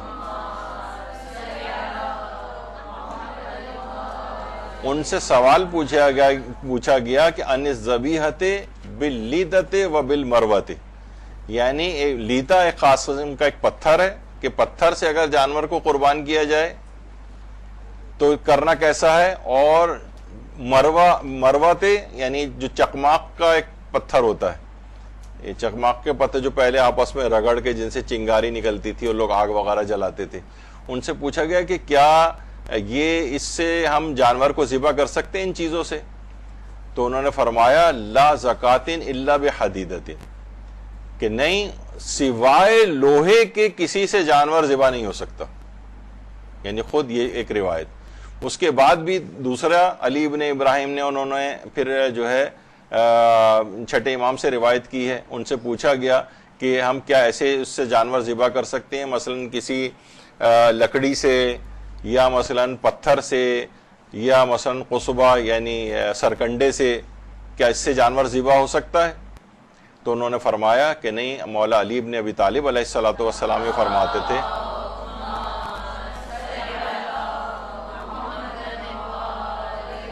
سوائے لوہے کے کسی سے جانور ذبح نہیں ہو سکتا۔ ٹھیک ہے، تو یہ دوسری روایت ہوئی۔ پھر تیسری روایت کے اندر بھی چھٹے امام نے یہی بات فرمائی کہ اس جانور کا گوشت نہیں کھایا جا سکتا کہ جس کو لوہے سے ذبح نہ کیا گیا ہو۔ پھر چوتھی روایت کے اندر بھی مولا کی روایت کی طرف اشارہ ہوا ہے کہ وہ بھی منع فرماتے تھے کہ سوائے لوہے کے اور کسی چیز سے جانور ذبح نہ کیا جائے۔ تو آپ نے دیکھا کہ یہاں پر جو ہے جو لوگ مذاق اڑا رہے ہیں اصل میں ائمہ کا مذاق اڑا رہے ہیں، یعنی جو آیت اللہ سیستانی فرماتے ہیں لوہا ہونا چاہیے، اسٹیل نہیں ہونا چاہیے، وہ فرماتے ہیں کہ یہ الگ الگ دھاتیں ہیں۔ جب بار بار تذکرہ اتنی سختی کے ساتھ ائمہ منع کر رہے ہیں کہ سوائے لوہے کے کسی سے جائز نہیں، تو ہم آپ کو کیسے کہہ دیں؟ کیونکہ اسٹین لیس اسٹیل کے اندر میں نے بھی آپ کو بتایا کہ اس میں نکل بھی ہوتی ہے، لوہا بھی ہوتا ہے، کروم بھی ہوتا ہے، اور اس طرح کی کچھ اور دھاتیں جو ہیں اس کے اندر جو ہے وہ ملائی جاتی ہیں۔ اب ہمیں نہیں پتا ہوتا کہ کون سی مقدار میں کتنی کون سی دھات ملائی گئی ہے، تو اس لحاظ سے وہ فرماتے اشکال ہے اس کے اندر، کیونکہ ہمیں پتہ نہیں چل رہا ہے کہ اس کے اندر کتنا ہے، تو پھر یہ ان تمام روایات کی مخالفت ہو جاتی۔ اچھا وہ علماء جو قائل ہیں اس کے وہ کہتے ہیں کہ ہماری تحقیق یہ ہے کہ بہرحال ملتی جلتی. اچھا آقا سیستانی ایک چیز اور بھی فرماتے ہیں ایک تو جنس سے جو وہ ہے چھری یعنی وہ اسٹیل اس کے اندر کتنی مقدار ہے, اور فرماتے ہیں کہ یہ عرفی مسئلہ بھی ہے, یعنی عرف سے بھی اگر آپ پوچھیں تو وہ کہ اسٹیل یا لوہا کیا ایک ہی چیز ہے, تو عرف بھی اس میں منقسم ہو جائے گا. وہ کچھ کہیں گے کہ لوہا ہے, کچھ کہیں گے کہ نہیں اسٹیل ہے. تو کیا فرماتے ہیں اس لحاظ سے بھی اس کے اندر اشکال ہے, یعنی جنس سے جو وہ بن رہی ہے جس سے چھری, اس کا بھی مسئلہ ہے اور عرف کا بھی مسئلہ اس کے اندر آتا ہے. لیکن میں زیادہ تفصیل میں چلا گیا چھریوں کے مسئلے میں. تو بہرحال لیکن یہ ہے کہ آپ نے دیکھا کہ ان سب چیزوں کے پیچھے احادیث ہیں, اور یہ افراد جن کو ہم جوہال کہہ رہے ہیں یہ بالکل انتہائی بے باک ہو گئے ہیں. آج کل بہت سارے افراد مراجع کی مخالفت میں ائمہ کی حدیثوں کے بھی مذاق اڑانے لگے. تو یہ ایک واحد ایک ہے جس سے انسان واقعتاً تقلید کی اس کے اندر آ جائے تو وہ خود بخود ائمہ کی ان حدیثوں کے اوپر عمل ہوتا ہے, کہ وہ مرجع کا کام ہی یہی ہے کہ ان کے اوپر جو ہے وہ فتویٰ دیں اس کے مطابق. اچھا اب اس کے بعد ہمیں یہ دیکھنا ہوگا کہ جب ہم ذبح کرنے کے لیے, اب چھری بھی ہم نے تیار کر لی ہے, تو اب دیکھنا جائے کہ سامنے کوئی اور جانور تو نہیں ہے اس کے, کیونکہ یہ مکروہات میں شمار کیا گیا ہے. آغا سیستانی فرماتے ہیں کہ اسی جنس کا کوئی دوسرا جانور ذبح کا منظر نہ دیکھ رہا ہو, یہ مکروہ ہے. ورنہ مثلا بکرا اگر ہے اور ہم بکرا یا بکری کو ذبح کر رہے ہیں اور کوئی دوسرا بکرا یا بکری سامنے موجود ہے اسی جنس کا, تو وہ نہ دیکھ رہا ہو. ہاں البتہ گائے ہے اور مثلا بکرا ذبح ہو رہا ہے تو فرماتے پھر یہ کراہیت نہیں ہے, کیونکہ اس کی جنس الگ ہو گئی ہے. لیکن آقا خود یہ فرماتے تھے کہ نہیں کوئی سا بھی جانور نہ ہو, یعنی اگر کوئی جانور دیکھنے والا وہاں موجود ہے تو پھر مکروہ ہے کہ اس کے سامنے, اس کی آنکھوں کے سامنے ذبح نہ کریں اس کو, ورنہ کراہیت ہے. آغا سیستانی فرماتے ہیں ہر جانور کے سامنے کراہیت نہیں ہے, اسی جنس کا جانور اگر دیکھنے والا موجود ہے تب کراہیت ہے. تو بہرحال ایک مسئلہ اس میں یہ ہوا. اچھا اب بھیڑ اگر ہے, بھیڑ بکری کو ذبح کرتے وقت مستحب یا بہتر ہے کہ اس کے دونوں ہاتھ اور ایک پاؤں باندھ دیے جائیں. آپ نے دیکھا کہ وہ دو ہاتھ اور ایک پاؤں باندھ دیا جائے اور دوسرا پاؤں کھلا رکھا جائے. ہمارے یہاں عام طور پر اس کے دونوں ہاتھ دونوں پاؤں بالکل باندھ دیے جاتے ہیں, جبکہ مستحبات میں سے ہے یا بہتر یہ ہے کہ ایک پاؤں کم سے کم اس کا کھلا رکھا جائے اور دو ہاتھ اور ایک پاؤں باندھا جائے. اچھا اگر گائے ہے تو اس کے چاروں ہاتھ پاؤں باندھ دینے چاہیے, اور لیکن دم کھلی رکھنی چاہیے. عام طور پر دم کو بھی پکڑ کے انسان جو قصائی وغیرہ ہوتے ہیں وہ اس کو دم کو بھی پکڑ کے بالکل اس طرح باندھنے والا ایک مسئلہ ہو جاتا ہے, تو اس کے صرف ہاتھ پاؤں دونوں باندھ دیے جائیں ذبح کے وقت, لیکن دم کھلی رکھی جائے, مستحب ہے اس میں. تو یہ گائے کا مسئلہ ہوا. اور اونٹ میں بہتر یہ ہے کہ اونٹ کو کھڑا کر کے نہر کیا جائے. بیٹھ کے بھی کیا جا سکتا ہے, لیکن زیادہ بہتر ہے کہ اونٹ جس وقت نہر کیا جائے اسے کھڑا ہونا چاہیے. اور یہ بھی ہے کہ اگر اونٹ کھڑا ہوا ہے تو اس کے بائیں پاؤں کو باندھ دیا جائے جیسے تصویر میں نظر آ رہا ہے, اور اونٹ بیٹھا ہوا ہے تو اس کے دونوں پاؤں کھلے رکھے جائیں اور اس کے دونوں ہاتھ نیچے گھٹنے سے بغل کے نیچے سے ایک دوسرے سے باندھ دینے چاہیے. یہ آپ کا مسئلہ تو نہیں, وہ جو کر رہے ہوتے ہیں عام طور پر قصائی وغیرہ ان کا مسئلہ ہوتا ہے. تو بہرحال یہ کہ یہ مستحبات کا مسئلہ ہے, کوئی واجبات کا بھی مسئلہ نہیں ہے. اب اس کے بعد ہم نے چھری وری بھی تیار کر لی ہے. اب ہمیں پڑھنا ہے تسمیہ. بسم اللہ الرحمن الرحیم بھی پڑھ سکتے ہیں, بسم اللہ صرف بھی پڑھ سکتے ہیں, اللہ اکبر بھی پڑھ سکتے ہیں, یعنی اللہ کا نام لینا. تسمیہ کہتے ہیں اللہ کا نام لینا, وہ کسی بھی طرح سے لیا جا سکتا ہے. اگر کوئی شخص جلدی میں بھول کر ذبح کے وقت اللہ کا نام نہیں لیا, بھول گیا, بعض اوقات ہوتا ہے نا کہ بس ہے کہ جناب جانور اچھل کود رہا ہے اور بس ہم نے ذبح کر دیا اور بعد میں خیال ہے ارے ہم تو ذبح کرتے وقت اللہ کا نام لینا ہی بھول گئے, تو اس سے جانور نجس نہیں ہوتا اور ذبیحہ ٹھیک مان لیا جاتا ہے اگر بھول گئے ہوں. لیکن اگر کسی کو مسئلہ ہی پتہ نہیں تھا کہ تسمیہ کہنا جو ہے واجب ہے, یعنی اللہ کا نام لینا, اور اس نے نہیں کہا, تو اس میں جانور بھی حرام اور نجس ہو جاتا ہے. یعنی فائدہ کیا ہے مسئلہ جاننے کا, کہ مسئلہ معلوم تھا ذبح کے وقت بھول گئے تو جانور حلال ہے, اور مسئلہ ہی پتہ نہیں تھا اور اللہ کا نام نہیں لیا تو جانور حرام ہے. یعنی مسئلے کا پتہ ہونا بہت ضروری ہے. یہ دیکھیں یہاں بہت ساری چیزیں ایسی ہیں کہ اگر مسئلہ پتہ ہو اور بعد میں انسان بھول جائے تو بہت سارے عمل ہمارے ٹھیک ہو جاتے ہیں, ورنہ وہ جانور پورا ذبح جو کیا ہے نجس اور بیکار ہو جاتا ہے وہ جانور, اگر مسئلہ معلوم ہو اور ذبح کے وقت بھول جائیں تو جانور حلال شمار ہوتا ہے. اچھا غیر عربی میں بھی اللہ کا نام لیں, ضروری نہیں کہ عربی میں اللہ کا نام لیں, مثلا گاڈ بھی اگر کوئی کہہ کے ذبح کرے تو بھی جانور حلال ہوتا ہے, ٹھیک ہے نا. تو غیر عربی میں بھی اگر ذبح کیا جائے, غیر عربی میں بھی اللہ کا نام لے کے ذبح کیا جائے تو کافی ہے. اچھا صرف اللہ بھی کہا جا سکتا ہے, اللہ اکبر بھی کہا جا سکتا ہے, کہ اسماء حسنہ میں سے کوئی اور نام بھی لیا جا سکتا ہے؟ مثلا ہم کہیں یا غفورو, یا رحیمو, یا جبارو, یا قہارو. تو آقا سیستانی فرماتے ہیں کہ اسماء حسنہ میں سے کوئی سا بھی نام لے کے ذبح تو کر سکتے ہیں, لیکن احتیاط مستحب یہ ہے کہ اسماء حسنہ کا کہہ کر ذبح نہ کیا جائے. جائز تو ہے لیکن احتیاط اسی کے اندر ہے کہ اللہ یعنی جو اس میں جلالہ ہے, اللہ, بسم اللہ, اللہ اکبر اس طرح سے کہا جائے, لیکن اللہ کے جو اور اسماء حسنہ ہیں احتیاط مستحب ہے کہ ان کا نام لے کر جانور ذبح نہ کریں. احتیاط مستحب ہے, جائز تو ہے لیکن ایک آپ کو ثواب کم ملے گا. کیا یہ ہو سکتا ہے کہ ذبح کوئی اور کرے اور تسمیہ کوئی اور پڑھ دے؟ بھائی ہم تو ذبح میں لگے ہوئے ہیں لیکن مثلا ہمارے بھائی اور ابا کھڑے ہوئے ہیں ساتھ میں, تو وہ کہیں گے کہ کہتے ہیں کہ تم مثلا ذبح کرو, اللہ اکبر ہم پڑھ دیں گے. تو اس کا جواب ہے کہ جی نہیں, جو ذابح ہے اسی کو ہی تسمیہ پڑھنا ہے, دوسرے کا پڑھا جانا کافی نہیں, دوسرے کا پڑھا جانا کافی نہیں. تو بہرحال یہ ایک اس کے اندر مسئلہ آتا ہے.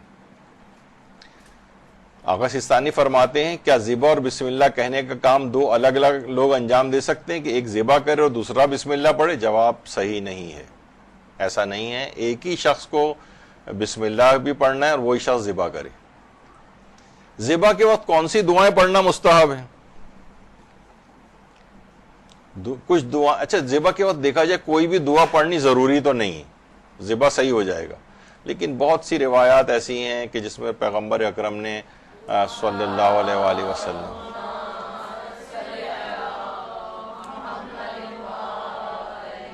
انی وجہت وجیہ للذی فطر السماوات والارض حنیفا مسلما والی, تو وہ والی دعا بھی پڑھی جا سکتی ہے. اور اس کے علاوہ ایک اور دعا ہے پیغمبر اکرم جو پڑھتے تھے, اللہم تقبل من محمد وآل محمد ومن امت محمد صلی اللہ علیہ وآلہ وسلم, کہ اے اللہ اس قربانی کو قبول فرما محمد صلی اللہ علیہ وآلہ وسلم کی طرف سے اور آل محمد کی طرف سے, امت محمدیہ کی طرف سے. تو یہ بھی اتنی مختصر سی دعا یہ بھی پڑھا کرتے تھے. اور مولا امیر المومنین بسم اللہ واللہ اکبر وجہت وجہی اللہم صلی علی محمد وآل محمد, یہ والی دعا پڑھا کرتے تھے.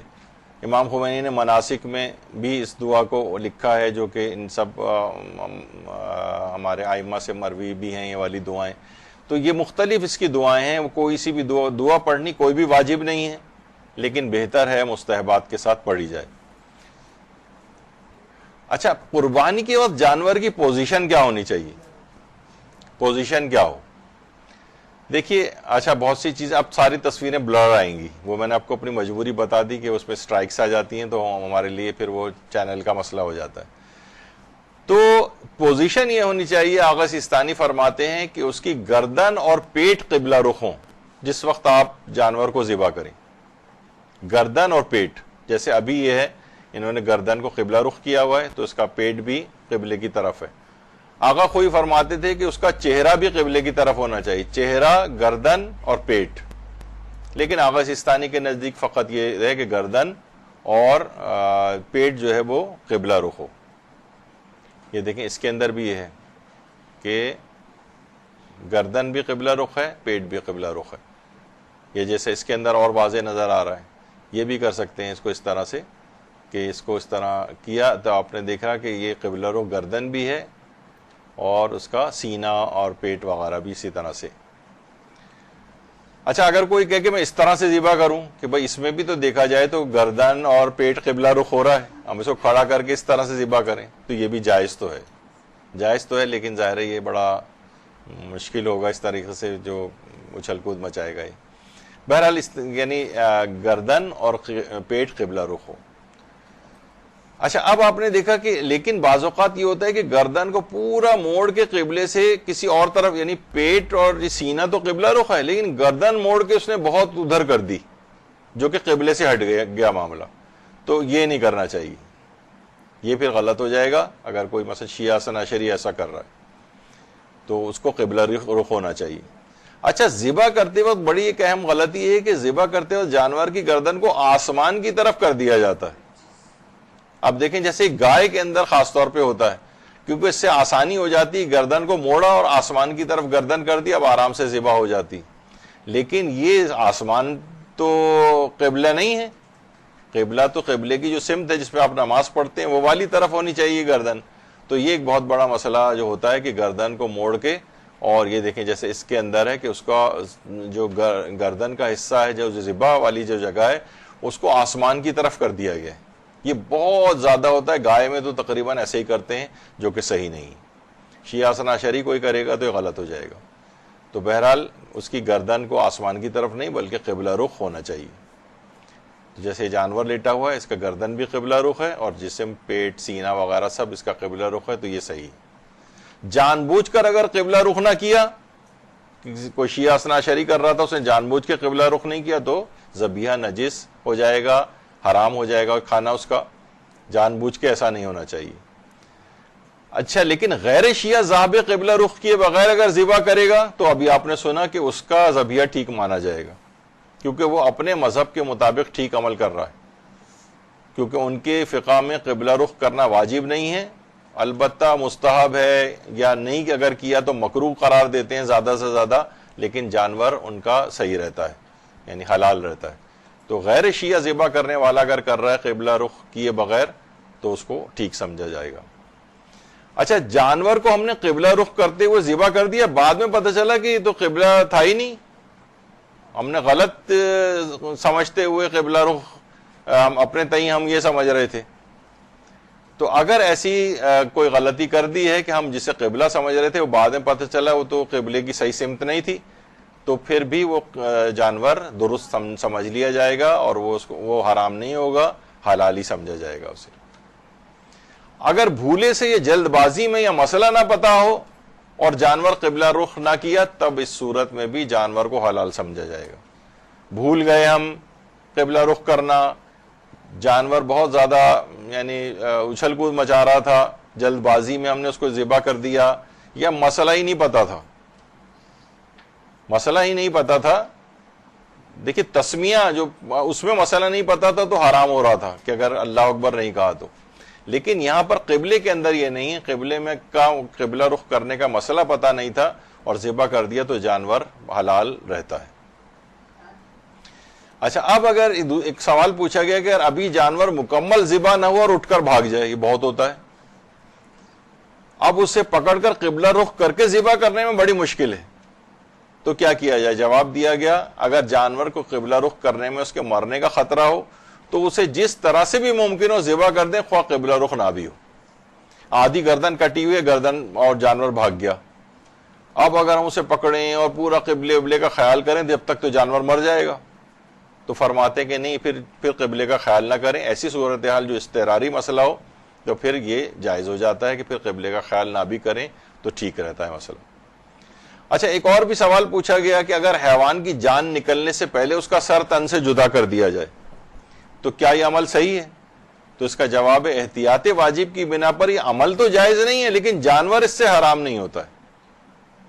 یعنی آپ نے گناہ تو کیا ہے، یعنی اس کا جان ابھی جان نکلی نہیں تھی اور آپ نے اس کا پورا سر تن سے جدا کر کے الگ رکھ دیا، تو یہ اس کا گوشت کھانا پھر جو ہے وہ جائز نہیں ہوگا۔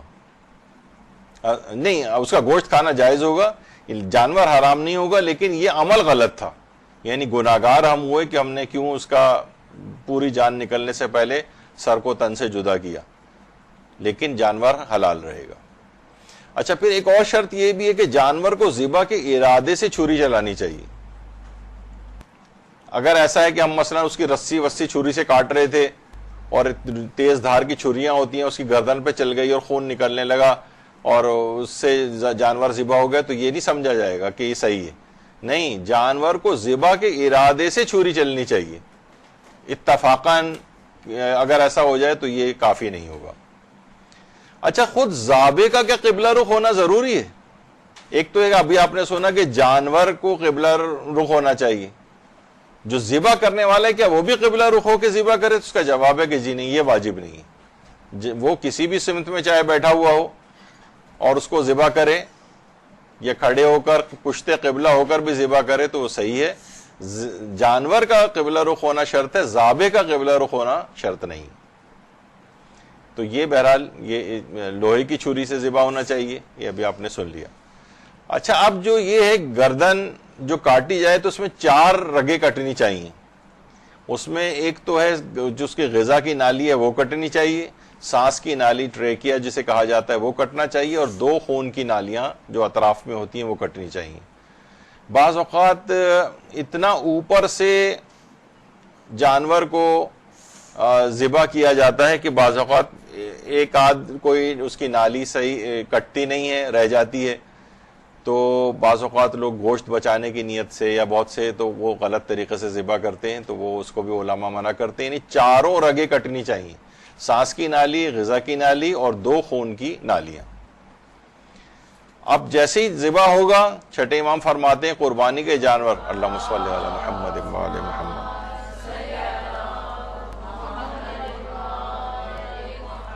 کہ قربانی کے جانور کے خون کا پہلا قطرہ زمین پہ گرتے ہی قربانی کرنے والے کے تمام گناہ معاف ہو جاتے ہیں، اور اس قربانی کے وسیلے سے معلوم چل جاتا ہے کہ کس میں تقویٰ پایا جاتا ہے. تو بہرحال یہ یعنی ہم نے لمحہ بلمحہ کرتے ہوئے یہاں تک لے کر آئے اس کو کہ اب جیسی قطرہ خون کا گرے گا اس کے تمام گناہ بخشے جائیں گے. اچھا اب یہ جو قطرہ تو خون کا اب تو فوارہ نکلے گا خون کا اس میں سے، تو کتنا خون نکلنا ضروری ہے؟ تو اس میں علماء فرماتے ہیں اتنا خون نکلنا ضروری ہے کہ جو معمولاً جتنا خون نکلتا ہے، یعنی ذبح کیا اب جو خون نکلا معمولاً جتنا خون نکلتا ہے اگر وہ خون نکل جائے وہ نجیس ہے، سارا وہ خون نجیس ہے. جیسے اس کو ذبح کیا اب وہ جو بھی خون نکلا ہے یہ نجیس ہے جو پڑا ہوا ہے یہاں پر زمین پر، اور جتنا خون اس کے بعد معمولاً نکلنے کے بعد جو جسم میں رہ گیا وہ خون پاک ہے، وہ خون پاک ہے. اسی طریقے سے اونٹ کا بھی مسئلہ ہے، کالا اس وجہ سے کر دیا، وہی پالیسی کی وجہ سے، یوٹیوب کی اس وجہ سے وہ آپ کو نہیں دکھایا، ورنہ اور زیادہ کلیئر پکچرز ہوتی ہیں کہ معمولاً جتنا خون نکلنا چاہیے اتنا خون جو ہے وہ نکل جائے تو اندر جتنا پھر رہ جاتا ہے وہ پاک سمجھا جاتا ہے. اس کے فوائد بھی ہیں، مثلا جب آپ خون کو دھوتی ہیں بعد میں گوشت کو لا کے جو خون نکلتا ہے اندر وہ نجس نہیں ہوتا کہ آپ کے کپڑے وغیرہ چھینٹ اڑ کے گئی تو آپ کہیں ارے یہ تو خون میرے کپڑے پر آ گیا، نہیں، اندر جسم میں رہنے والا خون پاک ہوتا ہے. یہ جو معمولاً نکل گیا باہر یہ نجس ہے. اب یہ لوگ اکثر لوگ جو ہوتے ہیں مثلا گھر کے صحن میں جانور کو ذبح کرتے ہیں، خون بہہ گیا، اب وہ پاؤں کے اندر مثلا ہمارا چپل پہ لگا، پھر چپل لیتے ہوئے ہم اندر گھر کے اندر آگے، وہ سب نجس ہوتا جائے گا، وہ سب نجس ہوتا جائے گا. تو اونٹ کے لحاظ سے بھی یہی ہے، دیگر جانوروں کے اعتبار سے بھی. اچھا ایک بات اور اس میں بیان کر دی جائے کہ اونٹ کو ذبح نہیں کیا جا سکتا، اونٹ کو فقط نہری کیا جائے گا. اگر اونٹ کو کسی نے ذبح کیا تو پھر جو ہے جناب اونٹ جو ہے وہ حرام اور نجس ہو جائے گا. یہ کر سکتے ہیں البتہ کہ اس کو ذبح کیا ہم نے اور ابھی اس کی جان نکلی نہیں ہے لیکن پھر نہر کر دیا ہم نے تو پھر ٹھیک ہو سکتا ہے معاملہ. اچھا اسی طرح بھیڑ بکرا یا گائے کو نہر نہیں کر سکتے، وہ فقط اونٹ ہی نہر ہوگا. یہاں اگر آپ نے کسی بھیڑ بکری یا گائے کے ہم نے یہاں چاقو مارا گردن کی طرف اور اس کا خون نکال کے وہ مر گیا جانور تو وہ نجس ہو جائے گا. یعنی فقط اونٹ نہر ہوگا، باقی جانور ذبح ہوں گے. اونٹ کو اگر ہم نے ذبح کیا تو وہ جو ہے نجس ہو جائے گا، اور ان بھیڑ بکری گائے کو نہر کیا تو یہ بھی نجس ہو جائیں گے. اچھا البتہ ایک بات اور آ جاتی ہے ویسی آپ کی معلومات کے لیے، زرافہ جو ہے، جراف، زرافہ آیت اللہ سیستانی کے فتوے میں احتیاط واجب کی بنا پر اس کا گوشت نہیں کھایا جا سکتا، لیکن مثلا رہبر معظم آیت اللہ خامنئی کہتے ہیں کہ ہمیں کوئی دلیل نہیں ملی زرافے کے حرام ہونے کی، تو ان کے فتوے میں جائز ہے. آیت اللہ ناصر مکارم شیرازی کے فتوے میں بھی جائز ہے. دیکھنے میں یہ اونٹ کی طرح سے ہوتا ہے، جن کے فتوے میں جائز ہے اگر وہ اس کو تو نہر نہیں کریں گے، اس کو بظاہر دیکھنے میں اونٹ جیسا ہے، گردن اس کی ویسی لمبی، اگر اس کو نہر کیا تو نجس ہو جائے گا، اس کو ذبح ہی کرنا پڑے گا. البتہ آغا رہبر یا ناصر مکارم بھی کہتے ہیں یہ بقرعید کی قربانی میں نہیں ذبح ہو سکتا ہے، کیونکہ یہ وہ تو انعام ثلاثہ بھیڑ بکری گائے بھینس بیل وہ جو آپ کو ہم نے بتائے تھے بس انہی میں سے ہی جانور ذبح ہو سکتا ہے۔ زرافہ اگرچہ حلال گوشت جانور ہے ان کے فتوے میں، لیکن عید کی قربانی کے لیے کافی نہیں، اور اگر قربان کریں گی تو ذبح ہوگا، نہر نہیں کیا جا سکتا، اور آغا سیستانی تو احتیاط واجب لگا کے منع ہی کرتے ہیں زرافے کو۔ اب یہ جو مثلا کھال وال اترنے کے بعد جو خون جسم کے اوپر لگا رہ جاتا ہے یہ پاک ہوتا ہے، یہ پاک ہوتا ہے، اور یہ اگر جسم پہ لگ بھی جائے تو اس سے فرق نہیں پڑتا ہے۔ اچھا، جانور کا ذبح کے وقت حرکت کرنا ضروری، بہت سے ایسے بھی ہوتے ہیں آج کل، کہیں آپ سنا ہے، کہیں ایک صاحب بتا رہے تھے کہ وہ کسی مغربی ملک میں کسی قصائی کو لے کر آئے تھے، تو اس نے پہلے ایک ہتھوڑا لے کے ایک زوردار ہتھوڑا اس کے سر پہ مار کے بے ہوش کر دیا اسے، اور کہا کہ آپ دیکھیے آرام سے ذبح ہو جائے گا۔ تو اگر اس طرح سے کوئی جانور کو ذبح اگر کر رہا ہے تو وہ یا سن کر کے اس کو بالکل یا بے ہوش کر کے، تو کہ جسم میں اس کے بالکل بھی حرکت نہیں ہو رہی، تو وہ جانور کا ذبح صحیح نہیں، چاہے اگر ہم اس طرح سے اس کو وہ کر بھی دیں، لیکن ذبح کے وقت اس کا پاؤں یا جسم میں کوئی حرکت یا دم میں حرکت کم سے کم ہونی چاہیے۔ اگر کوئی سی بھی حرکت نہیں ہو رہی ہے اور ہم نے اس طرح سے بے ہوش کر کے اس کو ذبح کیا تو وہ ذبیحہ کافی نہیں ہے، وہ صحیح نہیں ہوگا اور حرام ہو جائے گا اس کا کھانا۔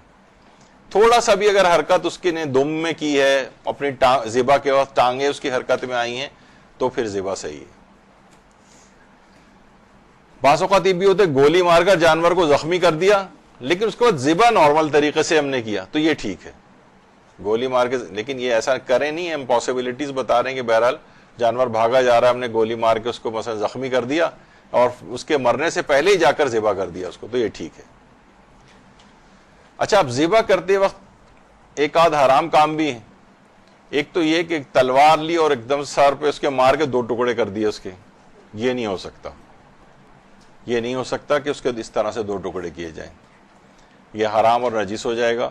اس میں تھا کہ ٹھیک ہے ہم ذبح کرتے گئے لیکن چھری تیز ہونے کی وجہ سے وہ سر الگ ہو گیا، تو وہ اگرچہ آپ نے کام صحیح نہیں کیا لیکن وہ جانور بہرحال حلال رہے گا۔ لیکن یہاں تو آپ نے ذبح والا طریقہ بھی نہیں، اس میں تو بس آپ نے اوپر سے وہ مارا اور سر کو بالکل الگ کر دیا، اس میں جانور بھی حرام ہو جائے گا۔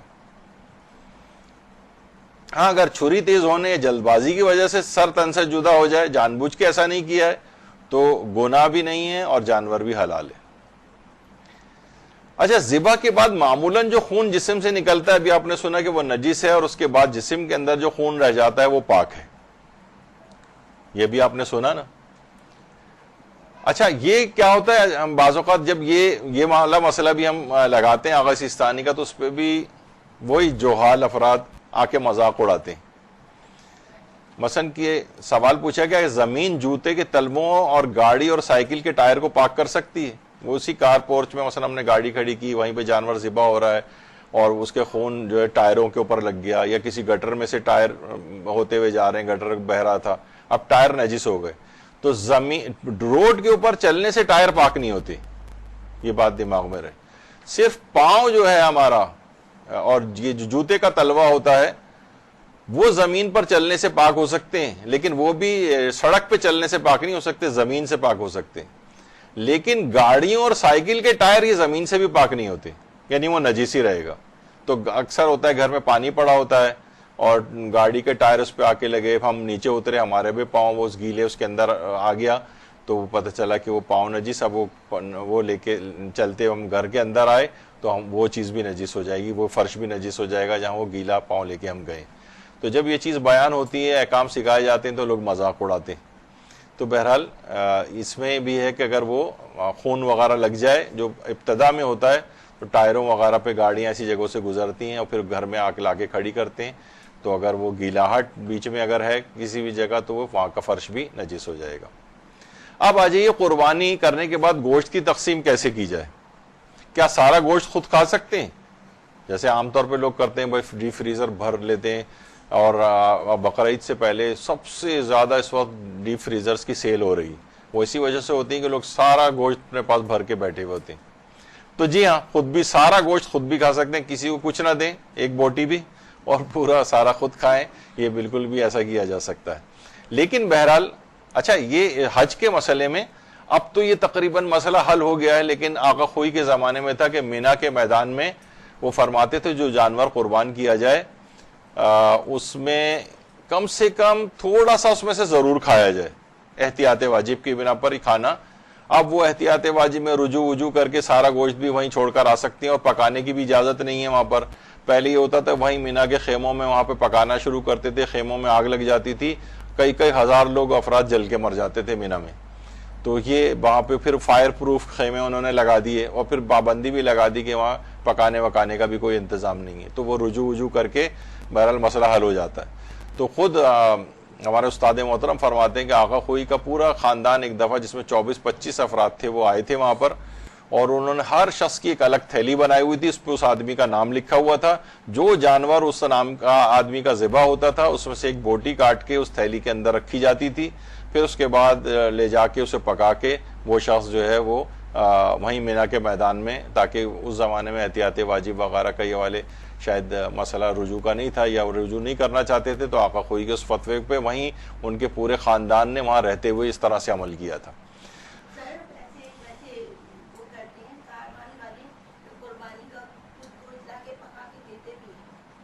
اب تو بہت ہی مشکل ہے ویسے، یہ پتہ نہیں، بہرحال اگر کوئی کرتا ہو تو ٹھیک ہے. وہ ایک ہے کہ کچھ تھوڑا سا انسان خود بھی کھائے، وہ آقا خوئی تو کہتے تھے احتیاط واجب کھائے، لیکن اب رجوع کے جو مسائل ہیں اس سے مسئلہ تقریباً حل ہو گیا اور پورا گوشت بھی وہیں چھوڑ کر آ سکتے ہیں. پہلے یہ تھا کہ اب تو وہ شاید یہ بھی ہونے لگا ہے، پہلے افغان مہاجرین وغیرہ کو چلا جاتا تھا، پھر انہوں نے فرنیسز لگا کے اس میں جلا کے اس گوشت کو ختم کر دیتے ہیں. اب اللہ عالم اس وقت آج کل کیا ہوتا ہے معلوم نہیں.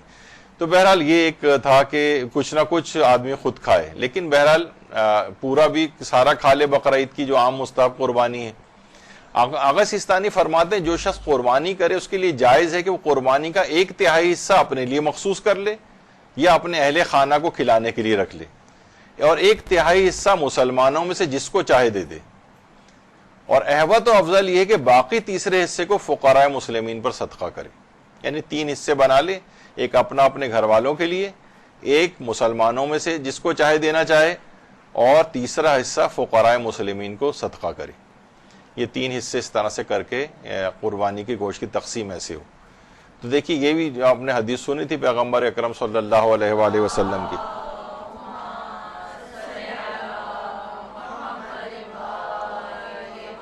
کہ اللہ نے قربانی اس لیے قرار دی تاکہ مساکین اس کے گوشت سے سیر ہو سکیں. اب سارا گوشت تو آپ رکھ کے بیٹھ گئے خود کو مسکین سمجھ کے.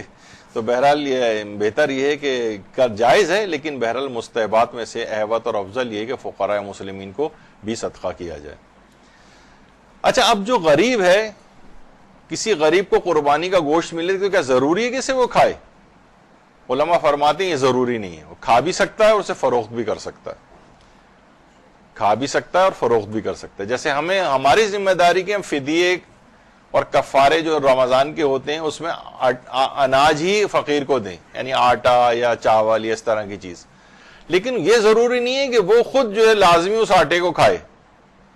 وہ آپ سے وہ غریب جو ہے ریسیو کر کے اور اس کے بعد وہ چاہے تو اس کو بیچ سکتا ہے. چاول اس نے جا کر کم قیمت پہ بیچ دی، اس کو پیسوں کی ضرورت تھی. آپ یہ نہیں کر سکتے پیسے دیں، لیکن وہ یہ کر سکتا ہے کہ اسے بیچ کے اپنے لیے استعمال. تو یہ قربانی کے گوشت میں بھی ایسا کیا جا سکتا ہے. اچھا کیا قربانی کا گوشت غیر مسلم کو دیا جا سکتا ہے؟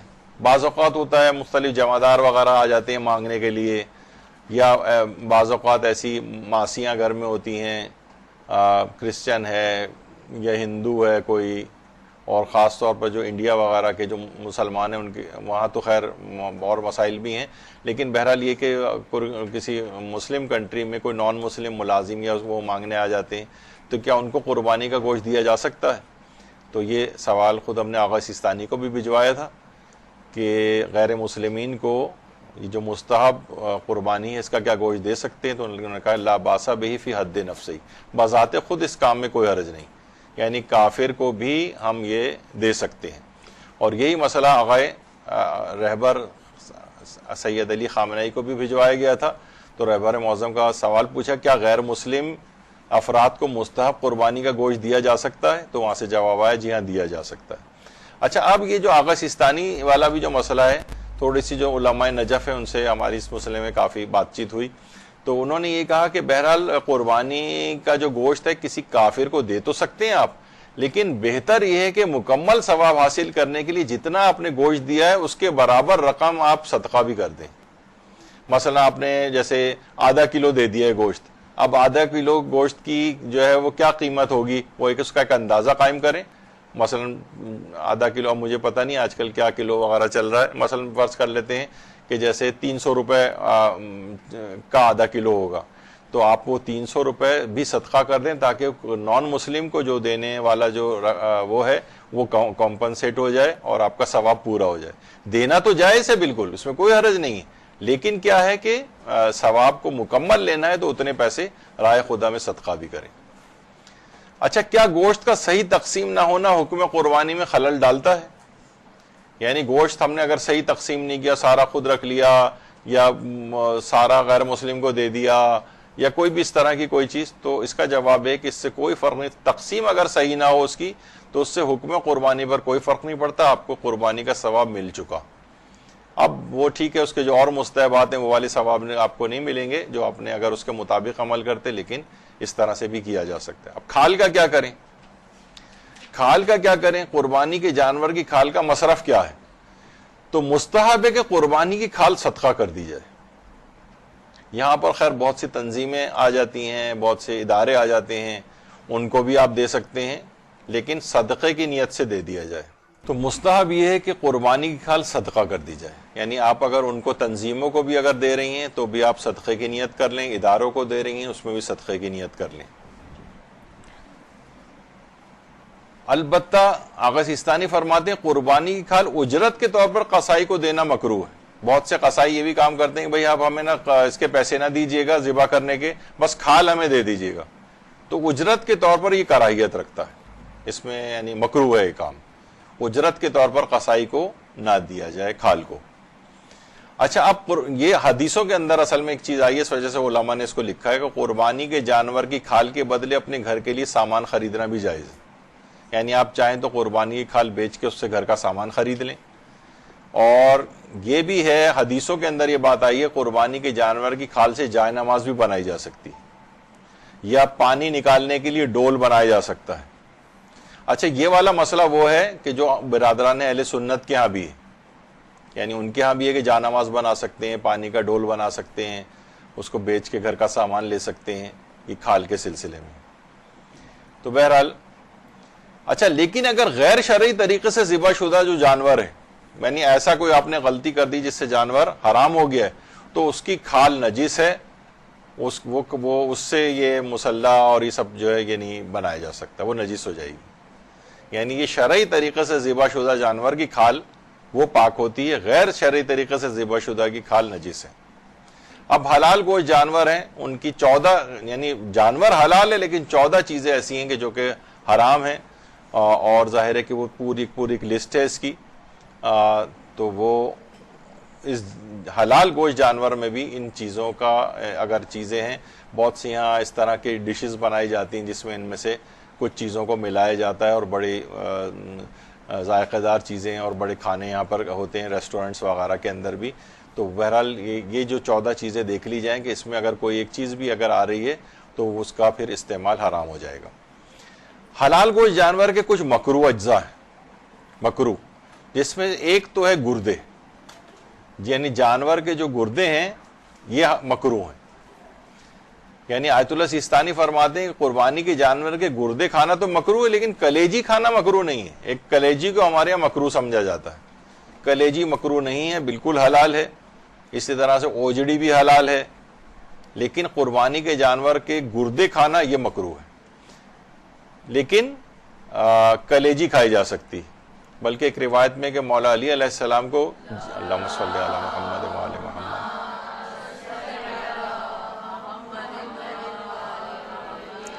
جگر کے کباب بہت پسند تھے، اور خواہش کے باوجود بھی اپنے بیٹے امام حسن سے 1 سال تک اس خواہش کے باوجود بھی نہیں کہا تھا کہ مجھے جگر کے کباب بنا کے دیے جائیں۔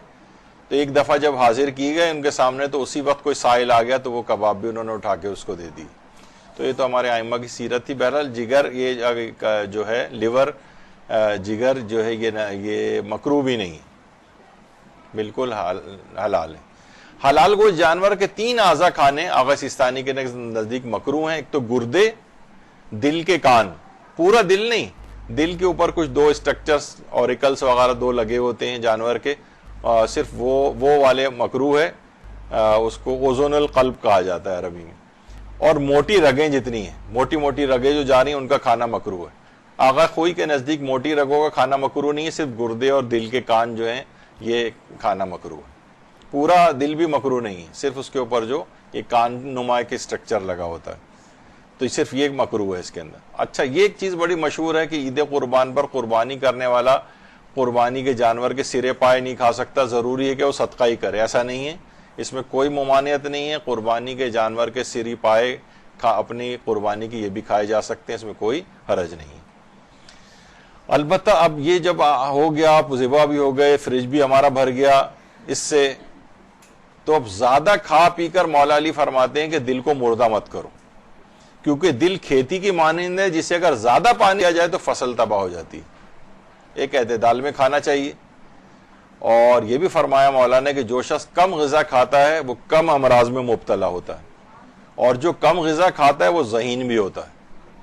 ظاہر ہے پورا وقت زیادہ پرخوری کر کے سارا بلڈ سپلائی پیٹ کی طرف جب رہے گی تو دماغ کو الٹیمیٹلی جو ہے کم جو ہے وہ بلڈ سپلائی جائے گی, تو اس کی کنسرن غنودگی ہوگی, سستی غالب رہے گی, نہ عبادات میں دل لگے گا اس کا, نہ کسی اور کام میں دل جائے گا, بس لیٹا رہے اونگتا رہے. تو بہرحال جو کم غذا کھاتا ہے وہ کم امراض میں مبتلا ہوتا ہے, جو کم غذا کھاتا ہے وہ ذہین بھی ہوتا ہے. اور زیادہ کھانے پینے کا عادی شخص بے رحم و سنگ دل ہوتا ہے. یہ بھی پیغمبر اکرم نے جملہ ارشاد فرمایا. اور مولا فرماتے ہیں کہ معدے کی گرانی یعنی زیادہ کھانا انسانی عقل پر برا اثر ڈالتی. یہ تو ہے کہ ان کو بہت, جب بھی ہم یہاں پر علامہ طالب جوہری صاحب قبلہ بھی آئے تھے یہاں پر, تو کھانے پر ہی ان سے میں نے اس طرح کے ذکر چھیڑ دیے تھے کہ ہمارے مراجع کیا کھاتے ہیں, کتنا کھاتے ہیں. تو انہوں نے نجف کے علماء کی زندگی دیکھی ہوئی تھی. پھر ہمارے مولانا غلام علی وزیری صاحب سے بھی میں نے بھی پوچھا, کھانوں پہ بہتر ہے کہ اسی متعلق بھی بات رہے اور آپ کے علم میں بھی اضافہ ہوتا رہے. تو ان سب نے کہا کہ ہمارے جتنے بھی علماء انتہائی کم خوراک ہیں سارے, یعنی جتنے ہمارے مراجع ہیں, جن ماشاءاللہ ابھی آپ نے دیکھا وحید خراسانی تقریباً اسلامی لحاظ سے 107 سال کے ہو گئے ہیں, شبیری زنجانی جو ہے 97 سال کے ہو گئے ہیں, آیت اللہ اسحاق فیاض 95 کے قریب کے ہیں. تو یعنی جتنے بھی آپ دیکھیں, بہرحال رہبر معظم غالباً 86 یا 87 کے ہو گئے.